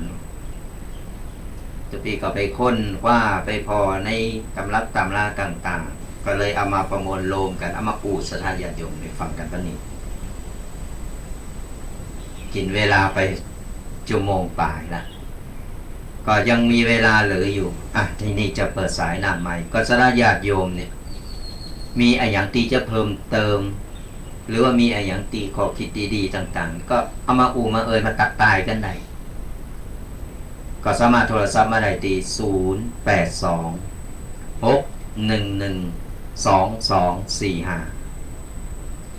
0826112245โทรมาอู่มามาตักมาตายกันได้หรือมามีข้อคิดดีๆที่จะเอามาแนะแนวกันก็ได้เป็นการแลกเปลี่ยนกันในสถานญาติโยมและก็เป็นการฮือกำลังใจกันทุกปีก็ฮือกำลังใจก็ผู้คนสถานญาติโยมก็ต้องฮือกำลังใจทุกปีการฮือกำลังใจมันเป็นอันอย่างตีเป็นยาวิเศษอย่างที่จะทำให้คนเนี่ยมีชีวิตชีวาขึ้นพร้อมแล้วก็มีกำลังใจที่จะทำงานกันต่อยิ่งวันนี้ทุกปีเคบรรละไว้ทุกปีตนเดียวทุกปีก็ได้อู่และที่นี่ก็สลายญาติโยมก็มาตักมาตายเป็นจังได้พ้องมันเนอะต้องปุ่นหนาวก็ฟังกระเพาะชัดก็ฟังกระเพาะดีก็มาอู่มามาตักมาตายกำลังใจกันโทรกันเข้ามาได้เลยนะสลายญาติโยมตอนนี้เปิดสายหน้าไม้ละคือสลายญาติโยมโทรกันเข้ามาโทรนำกำ1 0826112245โทรมาอู่มามาตักมาตายกันตุปีก็จะได้หู้ว่าประเดี๋ยวนี้คนฟังทางปุนเป็นอย่างใดพองหนาวก็หรือว่าจะปรึกษาเรื่องโควิดอะไรอย่างก็ต่างๆนะอันนี้ก็เป็นอย่างใดพองโควิดตั้งเพติดนักก็อย่างก็ว่ากันไปเนี่ยเป็นการตักตายคือกำลังใจกันประเดี๋ยวนี้เข่งกว้าง เหลืออยู่ตนเดียวอยู่ในห้องส่งมันนี่แต่ก็จะมาอู่มากับสถานญาติโยมกันได้นำเอาความรู้ต่างๆมาแนวกันก็ลองมาคือขอคิดต่างๆก็ได้นะพอน้อยพอนานต่างๆนี่ก็สามารถมาอู่มากันได้สำหรับยาที่บอกไปสถานญาติโยมก่อนสถานญาติโยมมีใครได้ทุกปีก็แจกฟรีเนาะเป็นยาสมุนไพรไทยกินแล้วครับเลิศครับลงครับสารพิษในร่างกายก็ติดต่อมาได้หลังไม้เนอะแล้วก็จะได้แจ้งชื่อที่อยู่ไว้ทุกปีจะได้ส่งไปให้เนาะเป็นสมุนไพรไทยของเราทำโดยพระอาจารย์จากกัมพูชาอันนี้เป็นการเหือตาลช่วยเหลือกันคนที่ยิ่งอากาศอย่างนี้นะอากาศเย็นๆนี่ก็สามารถที่เอาไปต้มกินเหมือนน้ำชาลูกกินเป็นเหมือนน้ำชาเนี่ยสถานญาติโยมเอาไปกินเราไปต้มกินเรื่อยๆครับสารพิษในร่างกายของเราอย่างที่บอกอย่างที่อู่ที่กันไปก็พอจะเข้าใจกันเกี่ยวกับเรื่องของการว่าเราอ่อนเรื่องของครอบครัวเขาจะเร่งลูกอย่างไรจะลูกมันอยู่ในกรอบอยู่ในศีลในธรรมและช่วงนี้นี่เราอ่อนถ้ามีโอกาสนี่สถานญาติโยมถ้ามีโอกาสนี่สถานญาติโยมเราอ่อนได้เข้าไปโบสถ์วัดไหนก็ได้ที่อยู่ใกล้วัดที่เพิ่นจัดโบสถ์จัดเอาไปโบสถ์เพราะอย่างน้อยมันก็จะได้ซึมซับอย่างน้อยได้ไปขัดเกลาจิตใจเราอ่อนเพราะว่าเราอ่อนใหญ่ขึ้นมาอย่างน้อยมันมีประสบการณ์นะได้มีความรู้เล็กๆน้อยๆติดโตกันแล้วมันก็สามารถเอาโตมันรอดได้ก่อนเฮาเมากะขางลูขางหลานไปโบสถ์ยื้อเสียเวลาไปเห็นพิเศษดีกว่าต้องไปลูกไปนี่นั่นนะอย่าก็ว่าไปนั่นแหละเป็นการตีว่าสอนลูกในทางติพิษเราอ่อนมาโบสถ์อย่างมาเห็นไม่ได้มาโบสถ์แล้วอยู่วัดที่ไหนล่ะอยู่วัดธรรมดาที่ไหนล่ะมาถึงครูบาอาจารย์ที่เพิ่นจัดโบสถ์เพิ่นก็จะหือวิชาความรู้เกี่ยวกับตั้งธรรม อย่างน้อยเราออนได้บุญผ่าเหลิงไปนะบ่เป็นคนดิบ่เป็นคนดิบไปนะคนห้องบ่เป็นคนดิบเราออนมันก็ได้วิชาความรู้เกี่ยวกับทางธรรมแล้วเราอ่อนมันก็สามารถที่จะนำไปใจได้แถมอย่างมันได้ประสบการณ์ได้ความรู้ที่จะนำไปปรับใจในชีวิตของมันได้ที่นี่ได้พร้อมนะจึงตั้งโลกตั้งธรรมนี่มันจะว่าเราอ่อนเสียเวลามาโบสถ์จะไปเกิดอย่างอันก่อนเกิดอย่างอันเนี่ยเฮาอินดูวัดอินดูว่าของเพราะว่าวัดที่ประสร้างมาเนี่ยโดยญาติเงินและงานของสถานญาติโยมโดยน้ำผักน้ำแรงด้วยปัจจัยของสถานญาติโยมของอีปออีแม่ของรุ่นปู่รุ่นยาตายายที่เพิ่นได้สร้างเอาไว้สร้างวัดขึ้นมาโอ้ยหมดไป3-4 ล้าน5-6 ล้าน10 ล้านมีตูเจ้าอยู่ตนเดียวปกลกพระโยมก็มีเนนก็มีพระตุเจ้าก็มีกระเจ้าอาวาสเท่าอยู่วัดเอกงกอยู่ตนเดียวแล้วก็บริวารก็คือนกกระแก่น้ำหมากับแมวอยู่กับท่านน่ะแล้วสร้างวัดมาเพื่ออะไรอย่างวัดนี่เป็นหัวใจของหมู่บ้านเป็นหัวใจของหมู่บ้านเพราะฉะนั้นเราต้องทำนุบำรุงเอามีลูกมีหลานวัดเราอยู่ไกลวัดไหนเราสามารถเอาลูกเอาหลานไปฝากไปโบสถ์ไปกระโยมปิดเทอมปุ๊บไปกระโยมวัดปุ้นไปช่วยตู้เจ้าหิววินโตปุ้นนี่ไปอุปถากครูบาอาจารย์ไปเห็นหูนี่แหละเราอ่อนมันได้ประสบการณ์ตัวใจบรรยุทธ์ปุ๊บปิดเทอมปิดรอนปิดเทอมเป็นยังไปเถอะปุ่นไปเล่นเกมไปในป่าเจ้ามูแอวต่างๆนานาตามภาษาเราอ่อนมันกำลังใหญ่กำลังวัยรุ่นเนี่ยมันเป็นอย่างนี้โซนมากเนี่ยคนไทยนิสัยคนไทยเขาเนี่ยมันจะเป็นอย่างนี้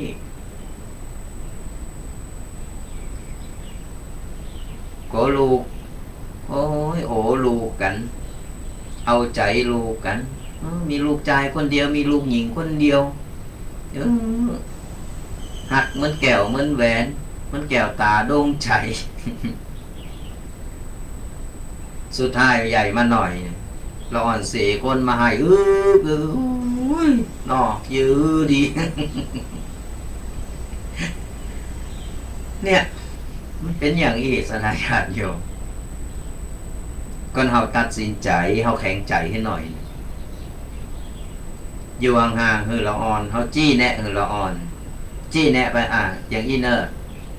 พอเราอ่อนทำได้ก็มันไม่ได้ปรึกษาได้เราอ่อนจะได้มีความรู้ความพยายามได้เห็นรู้ด้วยตัวเองและได้มีความรับผิดชอบ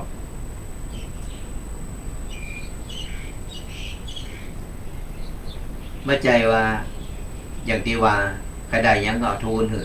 อมียังก็ขายให้ขายหน้าไปสารพัดอย่างเนี่ยเป็นข้อคิดตีหือศรัทธาญาติโยมลองเอาไปไปลองไปปั๊บไปใจมันสมเตอร์หลากำลามใจว่ามีการเราอ่อนว่าเขาวัดเขาวาคนเฒ่าก็เขาวัดเขาวาก็มีบ้านอยู่ไกลวัดแต้ๆนะกายซิ่วว่าใครเขาว่าเขาไปเยอะมีกระตูเจ้าพวกลกอยู่ฮัน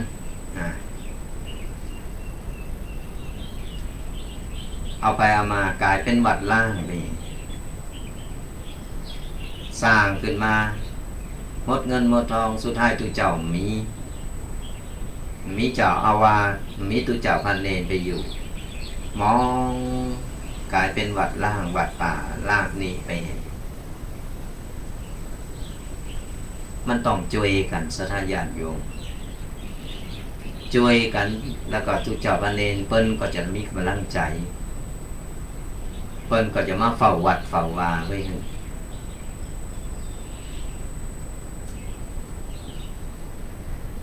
เข้าไปแอวฮะตุเจ้าพันเนนเป็นจังได้บ่ตุลุงอยู่สบายเนาะตุลุงขาดเหลือหยังก็ว่าไปอู่ไปตักไปตายอย่างน้อยกำลังใจครับเพิ่น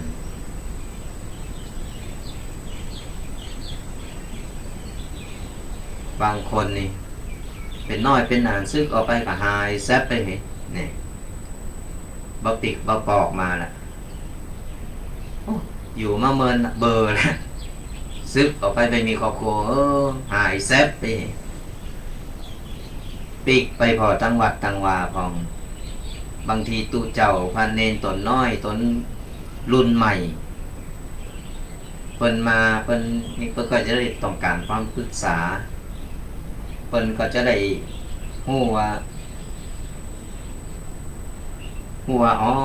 อันจะปรึกษาอันนี้จะปรึกษาอันนั้นขอป้าน้อยป้าหนานมาช่วยมานี่อันนี้อยู่มาเมินละเบอร์แล้วบ่เข้าเลยยี่ก็มีนะสถานญาติโยมเพราะฉะนั้นแล้วบัดนี้ละบัดนี้ลืมบัดนี้ปล่อยเลย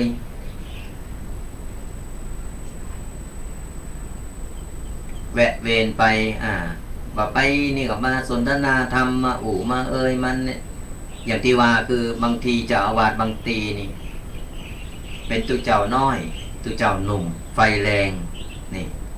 เฮาก็ต้องเข้าไปบางทีเฮาต้องไปแนะนำเพิ่นพองเพราะด้วยความเพิ่นยังประสบการณ์เพิ่นยังหน่อยเหลือเฮาก็สามารถที่เป็นปอน้อยปอหนานนี่ไปแนะนำไปเพิ่นได้ไปปรึกษาบางทีเพิ่นต้องการความคำปรึกษาจากปอน้อยปอหนานรุ่นเก่าๆเอามาผสมผสานกับรุ่นใหม่วัดเฮาก็จะพัฒนาขึ้นไปก่อนเฮามาพอเลยปล่อยทุกเจ้าเพิ่นก็มีกำลังใจเพิ่นก็ต่างคนต่างอยู่ต่างคนต่างไปเอามาก็หายแซ่บแน่แล้วทีนี้หาคนมาโบสถ์ก็มีใช่มั้ยเพราะหลอนมันเข้าวัดแต่มันมีไผมาโบสถ์ก็มีไผเฝ้าวัดถึงแหมและปุพการีที่เพิ่นได้สร้างได้ทำเอาไว้นะเพิ่นบ่เสียอกเสียใจกะเพิ่นอุตส่าห์ตั้งอกตั้งใจสละตีไห้ตีนาตีดินเปิดตีแจ้งสถานญาติโยมสร้างวัดสร้างวาเอาเป็นเสาหลักเอาเป็นหัวใจของหมู่บ้านแล้วพอเฮาเป็นหมู่บ้านไปแล้วเฮาจะมาละเลยปล่อยปะละเลยเห็นแล้วเวลาเฮามีการมีงานจะไปยืมมาไปนิมนต์เอาตุเจ้าที่อื่นมาบางทีก็ไปหาพระเจ้าที่อื่นนี่ไปหาตุเจ้ากันเน้นเอาตุเจ้าได้ดังก็ไปกันละกับตุเจ้าไอ้ที่บ่ดังนี่อยู่วัดเฝ้าวัดก็งอกพอบ่ก้อยก็พระเจ้าวัดโตเก่าเบาไหว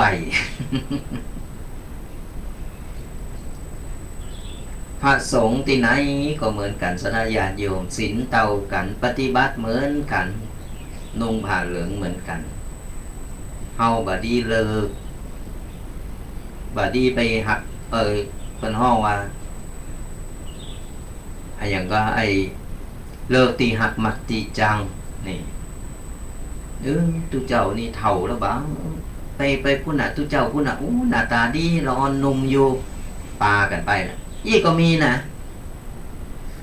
ตุเจ้านี่ดังขนาดนี้ไปเพิ่นอย่างนี้ไปแล้ววัดที่วัดตัวเก่าว่าพัฒนาปากันผลเงินไปพัฒนาวัดอื่นพุ่นที่เพิ่นดังๆก็เพิ่นดังอยู่แล้วเพิ่นมีคนอื่นไปอยู่แล้วเฮาจะไปอยู่ก็เฮาชื่นชมบารมีของเพิ่นเอาหูหรือเฮาตั้งจิตอธิษฐานอยู่ในบ้านเฮาก็เหมือนกันสถานญาติโยมได้บุญได้กุศลเหมือนกันบ่ต้องไปเลิกการตีเปิ้นสละมาประพฤติปฏิบัติสละมาเป็นสงฆ์ มาเป็นตุกเจ้าพระเนนมาเฝ้าวัดถึงเฮาถือว่าเป็นเปิ้นก็มีบุญเฮาก็ได้บุญยิ่งเฮามาดูแลมาอุปถากดูแลเปิ้นมาช่วยกันพัฒนาบุญกุศลก็อยู่ที่บ้านเฮาก็ได้เต็มในสระญาติโยมลองกึดพอกันที่ไหนดังก็ไปที่ไหนรอก็ไปตำรานี่อย่างที่มันปัจจัยศาสนาหรือว่าปัจจัยที่เคารพนับถือก็ไปสรรเสริญเยินยอไปยกย่องเอามาเป็นตีนี่อันนี้เป็นความนับถือเป็นความเชื่อถืออันนี้บ่ได้ว่านี่แต่ว่าคนเฮาต้องแยกแยะให้ถูกว่าใจไปงมงายกันเกินไปเราต้องแยกแยะว่าคือสิ่งที่เปิงที่สูงสุดของคนเฮาตึงวันก็คือพระสัมมาสัมพุทธเจ้าพระพุทธศาสนาของเฮานี่คือเป็นตีเคารพนับถืออันสูงสุดของเฮาเลยอย่างอื่นเนี่ยมันโตยมาทีหลังในเมื่อเฮาเป็นศาสนาพุทธนับถือพระศาสนาพุทธของเฮาแล้วเนี่ยมันจะเป็นกระจือนะในบัตรประชาชนศาสนาพุทธแต่ตัวเก่ามู่เรืองสักอย่างมันเคยเข้าวัดก็มีอันนี้เปิ้นฮ้องว่าเลยต่ำเลยจะเข้าวัดทำกรรมเปิ้นถามเข้ามาเนอะท่านนะมันบ่ถูกในเมื่อเฮานับถือเฮาก็ต้องช่วยกันทำนุบำรุงช่วยเหลือพระศาสนาค้ำจูนพระศาสนาช่วยเหลือแบบใดก่อนเฮาว่ามีเงินว่ามีทองเฮาอยากมาช่วยเหลืออยากทำบุญเฮาก็เป็นจิตอาสามาจิตอาสาเพิ่นมีการมีงานอย่างวัดว่าอารามมากเข้ามาบางทีเพิ่นมีการมีงานอย่างในวันก็เข้าไปแอวหาตู้เจ้าพระเนรอย่างน้อยอย่างที่ว่าก็คือเป็นกำลังใจไปไปนี่แหละเป็นการทนุบำรุงศาสนาของเฮา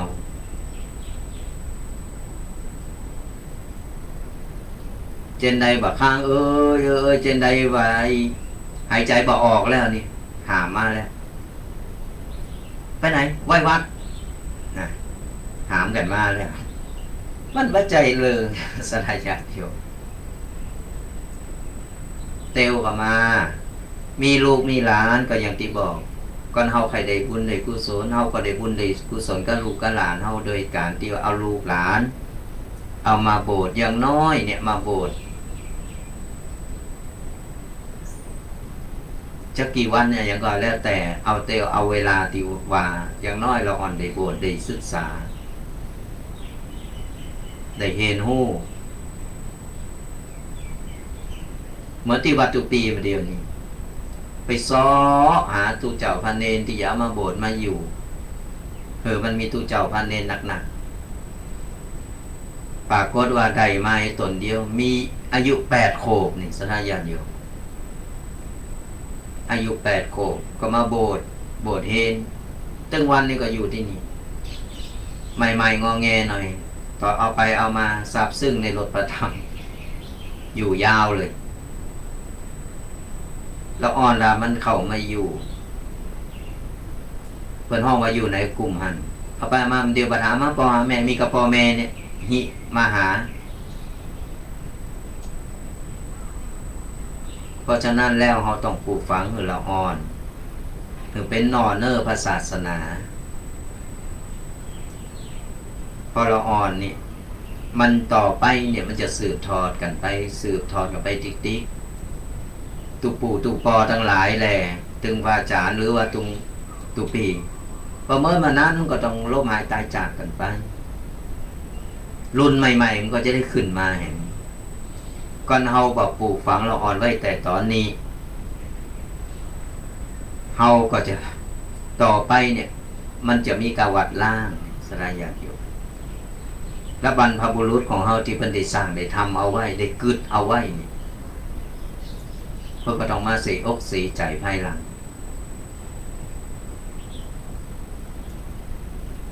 การที่จะทำลุงพระพุทธศาสนาของเฮาคือเจริญยิ่งขึ้นไปนั้น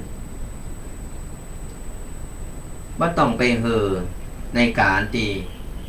สร้างวัตถุสถานญาติโยมอันนี้ในความหันของทุกปีสังเกตพอง่ายๆบางทีไปหาพระป่าได้กฐินแล้วโอ้ได้คนต่ออันเท่าอีเอามาสร้างหันสร้างนี่สร้างติ๊กสร้างจนพอตีวัดบ่มีที่จะไหวโอ้สร้างแข่งบางทีก็สร้างแข่งกันสร้างก็คือมาติ๊กถามไปถามมาทุกเจ้าไปไหนหมดมีตนเดียวถามมันได้ยังขึ้นมาสร้างไว้ไผ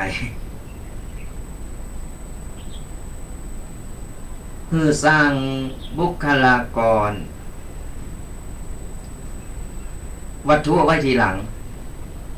สร้างบุคลากรขึ้นมาก่อนโดยการที่เอาลูกเอาหลานมาโบสถ์มาเรียนรู้พระธรรมวินัยมาศึกษาพระธรรมพอเราอ่อนมาโบสถ์หนักๆมาอยู่กันหนักๆแล้วไผจะดูดำดูไผจะบ่ดูดำดูแดงกะที่จะปล่อยคือเราอ่อนที่มาโบสถ์คือทุกเจ้าพระเนรมันนอนกลางดินกินกลางทรายนอนกลางแดดกะ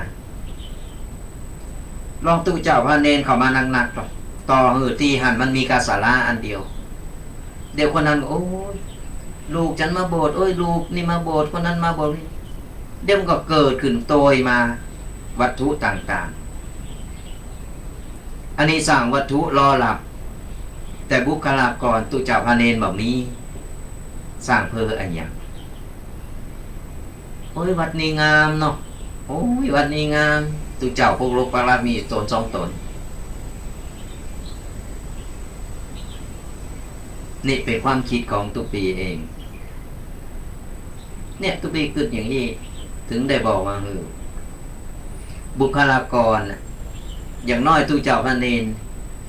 ต่อเป็นตีวางเปล่ามีตูกจะมักมีตูกอยู่อันหนึ่งหลังหนึ่งมีตุเจ้าพระเนรลุกกลางเต้นนอนกันแล้วใครจะปล่อยตุเจ้ามันอยู่อย่างอันตลอดมันก็ต้องระดมทุนมาแล้วสร้างมีตุเจ้าพระเนรอยู่แล้วสร้างเลย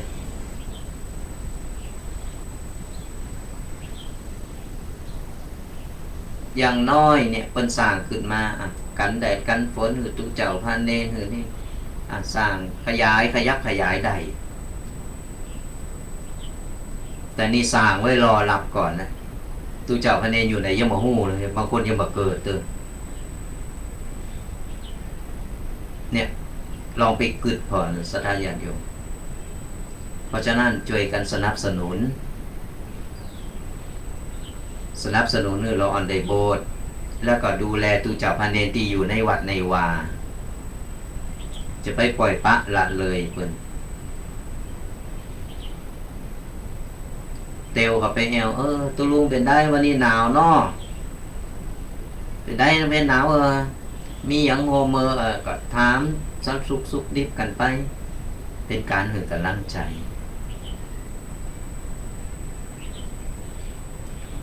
ไปปล่อยคนอยู่วัดเราจะพัฒปล่อยอย่างเนี้ยเจ็บไข้ได้ป่วยก็ยังก็มีไปหูไปหันสร้างวัดนั่นคืออยู่แล้วก็อยู่ไปต่อเฝ้าไปต่อเนาะเนี่ยศรัทธาญาติโยมอยากได้ก็ฝากกันเอาไว้ในเรื่องของการที่ว่าปลูกฝังเราอ่อนเราอ่อนได้มีศีลธรรมจริยธรรมมีคุณธรรมอยู่ในโตรับรองเลยก่อนเฮาปลูกฝังอย่างอี้ไว้แล้วนี่เราอ่อนเฮาว่าอย่างวานอนสอนงานมันจะเจอฟังเพราะว่ามันได้หู้บาปบุญคุณโทษแล้ว ได้หู้พิษหู้โชแล้วดู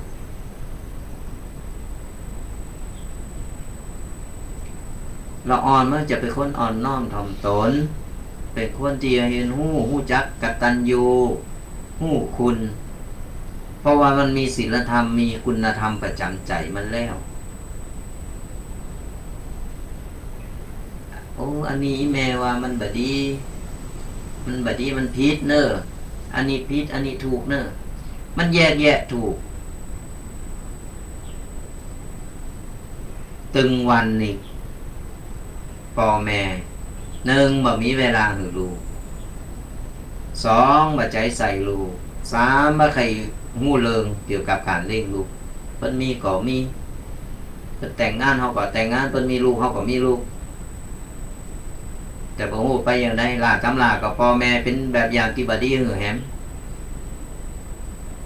โหแก้วมีโคตรตบตีกันหือละอ่อนคือสิ่งเหล่านี้มันเป็นถึงบอกว่ามันเป็นต้นแบบต้นบุญบ่ได้เอาต้องปฏิบัติเลิกงานมาปุ๊บวันตอนนี้เป็นเวลาส่วนตัวแล้วเฮาต้องมีเวลากับลูกห้องลูกมาอู้มาแอวมาเล่นอย่างน้อยสร้างความผูกพันละอ่อนมันจะบ่เก่งมันจะบ่โกแล้วมันจะบ่เหงาก็เอาปล่อยเวลาวางหรือก็ละอ่อนเป็นช่องวางหรือละอ่อนนี่จะกึดจะได้ก็ได้จะทำมันหยังก็ได้อีแม่พอเพิ่นมีเวลาเนี่ยเฮาไปเล่นดีกว่าปล่อยแม่อันโทรศัพท์รุ่นนี้มาใหม่ซื้อกำมันได้ก็ให้กว่าห้องโอ้เป็นหยังน่ะพ่อแม่หิหามาซื้อหือลูกก็ไปนั่งเล่นก็ไปเล่นอย่างนั้นเลยก็ยังไปเห็นไปก็ซื้อตัวเก่าซื้อไปเล่นน่ะเพิ่นก็เล่นแต่เฮาหือเพิ่นเล่นต้องแบ่งเวลาเวลาหือเล่นแล้วอีเนอร์อีปอยแม่ซื้อหือแล้วนะแต่หลอกสัญญาก่อนว่าต้องเป็นเวลาอันนี้เวลาเย็นในเวลาทำงานอันนี้เวลาเล่นมันต้องมีระเบียบเฮาต้องสอนละอ่อนหู้รับผิดชอบได้เวลาละเดี๋ยวไปทำหันทำเนี่ยเฮาก็บ่โปรดหูแล้วเฮาบ่ต้องไปโตดไผใจลูกให้หน่อยอันนี้ไปเล่นโทรศัพท์เล่นเปิดแยงมาปุ๊บเปิดรูมาเมื่อเล่นแล้วมันก็ให้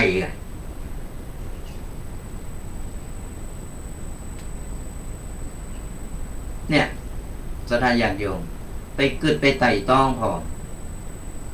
วัตถุปีอูนี่มันเป็นความจริงก่อนทุกปีไปเอาลักในของการที่เปิ่นไปประมวลพาไปศึกษามาแล้วเอาประสบการณ์ถึงวันเอาสถานการณ์ปัจจุบันเอามารวบรวมกันแล้วเอามาประมวลมาอู้สถานญาติโยมให้ฟังเนี่ยคือเรื่องจริงปัญหาที่เกิดขึ้นถึงเราลองแก่ลองปรับพฤติกรรมใหม่ของเราอ่อนอย่างน้อยนี่นะพ่อแม่หรือว่าครอบครัวจะอยู่เป็นสุขได้เฮาต้องหือเวลาต้องมีเวลาหือกับครอบครัวบ่ว่าใครจะเป็นหัวหน้าครอบครัวก็ตามอย่างน้อยถามเป็นได้วันนี้ทำงานอีกก็มีปัญหายังก็ลูกไปเห็นเป็นได้พองอันนี้คือมันก็จะได้ได้เราจะได้หู้ปัญหาของแต่ละคนแล้วมาปรับกันอย่างอี้น้อยนี่เราก็สอนไปในโตนี่แหละคือผู้นำที่จะนำพาคือครอบครัวของเราอยู่เย็นเป็นสุขหิมาก้าขึ้นเพราะครอบครัวของเขาเป็นครอบครัวอบอุ่นไม่ใช่โผแก้วไม่ก๊อกก็ต่างคนต่างตีกันตบกันนั่นคือเราอ่อนได้หู้ได้หันเพื่อได้อ่อนได้หู้ได้หันได้มันก็เป็นแบบอย่างให้หน่อยไปมีลูกมีเมียมีผัวเอากันหัวกันให้เหมาะ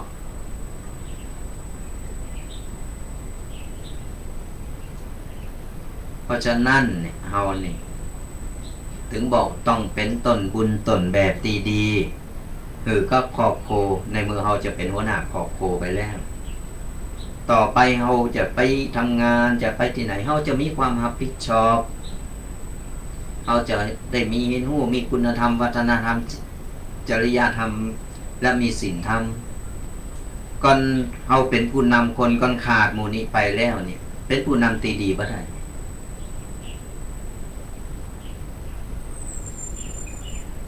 เหมือนกับละอ่อนตีดูดนมหือนมละอ่อน3 เวลาเหมือนกันสถานญาณโยม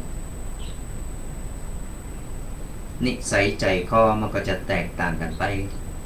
อยู่ที่ว่าเฮาจะหือละอ่อนเนี่ย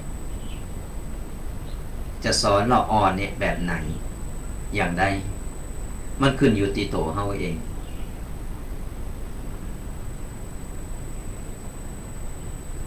เฮาจะหือละอ่อนเป็นคนดีคนเก่งบ่เป็นภาระของสังคมเฮาก็สอนละอ่อนในทางที่ถูกต้องแนะนำแนะแนวในทางที่ดีเข้าใจว่าปลดภาระไปมันใหญ่มากมันก็มีครอบครัวหาเลี้ยงกันเองนั่นแหละเขาจะอยู่เขาตายไปแล้วปัดความรับผิดชอบเขาก็เป็นพ่อแม่ตีตัวอย่างตีบดีมันใหญ่มากมันเห็นหูมันเอาตัวมันรอดเองก็มาเป็นภาระสังคมอย่างที่เป็นข่าวกันตึงวันถึงบอกว่าวัดเนี่ยเปิดตลอดเวลาประตูมีรอบวัดคือเข้ากันเข้ามาต่อโจรลูกโจรหลานเข้ามาประตูคอกประตูคุกนี่ตำรวจทหารนี่ล้อมเต็มเลยประตูนี่เล็กแหมซ้ำล็อกขะแจไป3-4จั่นมึงรูกันเข้าไปจนเต็มห้องแคบอยู่ท่านทั้งนี้ทั้งนั้นก็เพราะว่ามันบ่มีคุณธรรมบ่มีศีลธรรมในใจบ่ได้เห็นหู้เรื่องบาปบุญคุณโทษ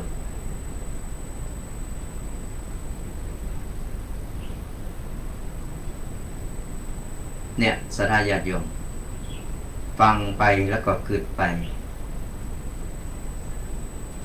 ต่อไปลองเอาไปปรับใจกันปรับให้ใหม่ลองฟังตุกปีแดงเป็นอู่มา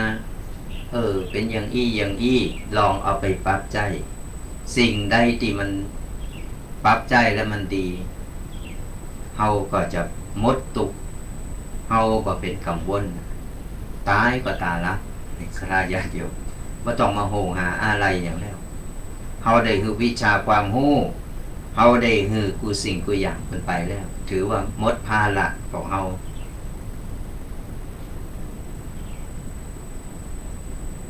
หมดภาระที่เฮาจะต้องมาคอยโหงคอยตายไปก็โอ้ยลูกกูหลานกูจะอยู่เป็นอย่างได้เป็นอย่างได้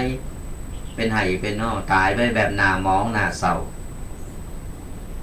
ตายแบบบาสงบจิตบาสงบใจเฮาก็ไปไหนบ่รอดเหมือนกันอายุมันก็แก่ขึ้นตึงวันแฮมบ่กี่วันนี่ก็จะสิ้นปีแล้วหมอพอสิ้นปีมาปุ๊บแก่ไปแฮมหมอบ่ใจแก่แล้วแก่เลยนะศรัทธาญาติโยมในเมื่อเฮาฮู้โตแก่แล้วเฮาก็อยู่แฮมบ่กี่ปีมีหยังเฮาก็ก่อนมีหยังเขาก็สอนมีหยังเขาก็บอกสั่งเสียหยังหือเรียบร้อยเพื่อรับไปเฮารับไปแล้วเขาไปสบายศรัทธาญาติโยมบ่โหงหาอาวรณ์หยังแล้ว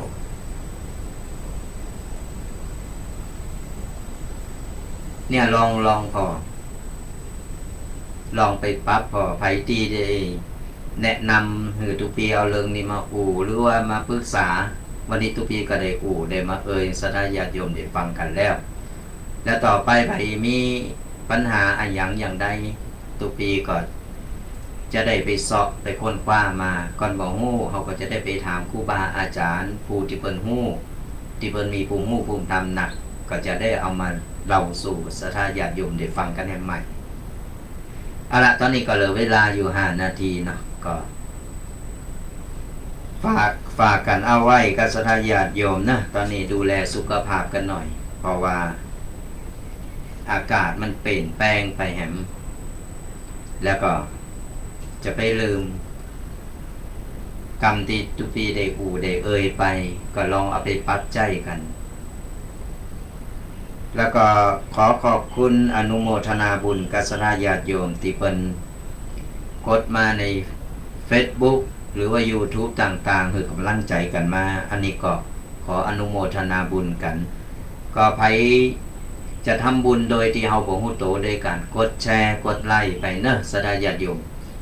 จากคนที่เพิ่นบ่ฮู้บ่หันเพิ่นบ่ได้ยินเพิ่นก็จะได้ฮู้ได้หันแล้วก็จะได้ยินเป็นการทำบุญอย่างหนึ่งเหมือนกันใครที่คอมเมนต์มาทาง Facebook เดี๋ยวทุกปีจะตอบหลังไมค์เนาะแล้วก็ทางวิทยุใครที่ฟังวิทยุคนเฒ่าคนแก่ที่ฟังวิทยุ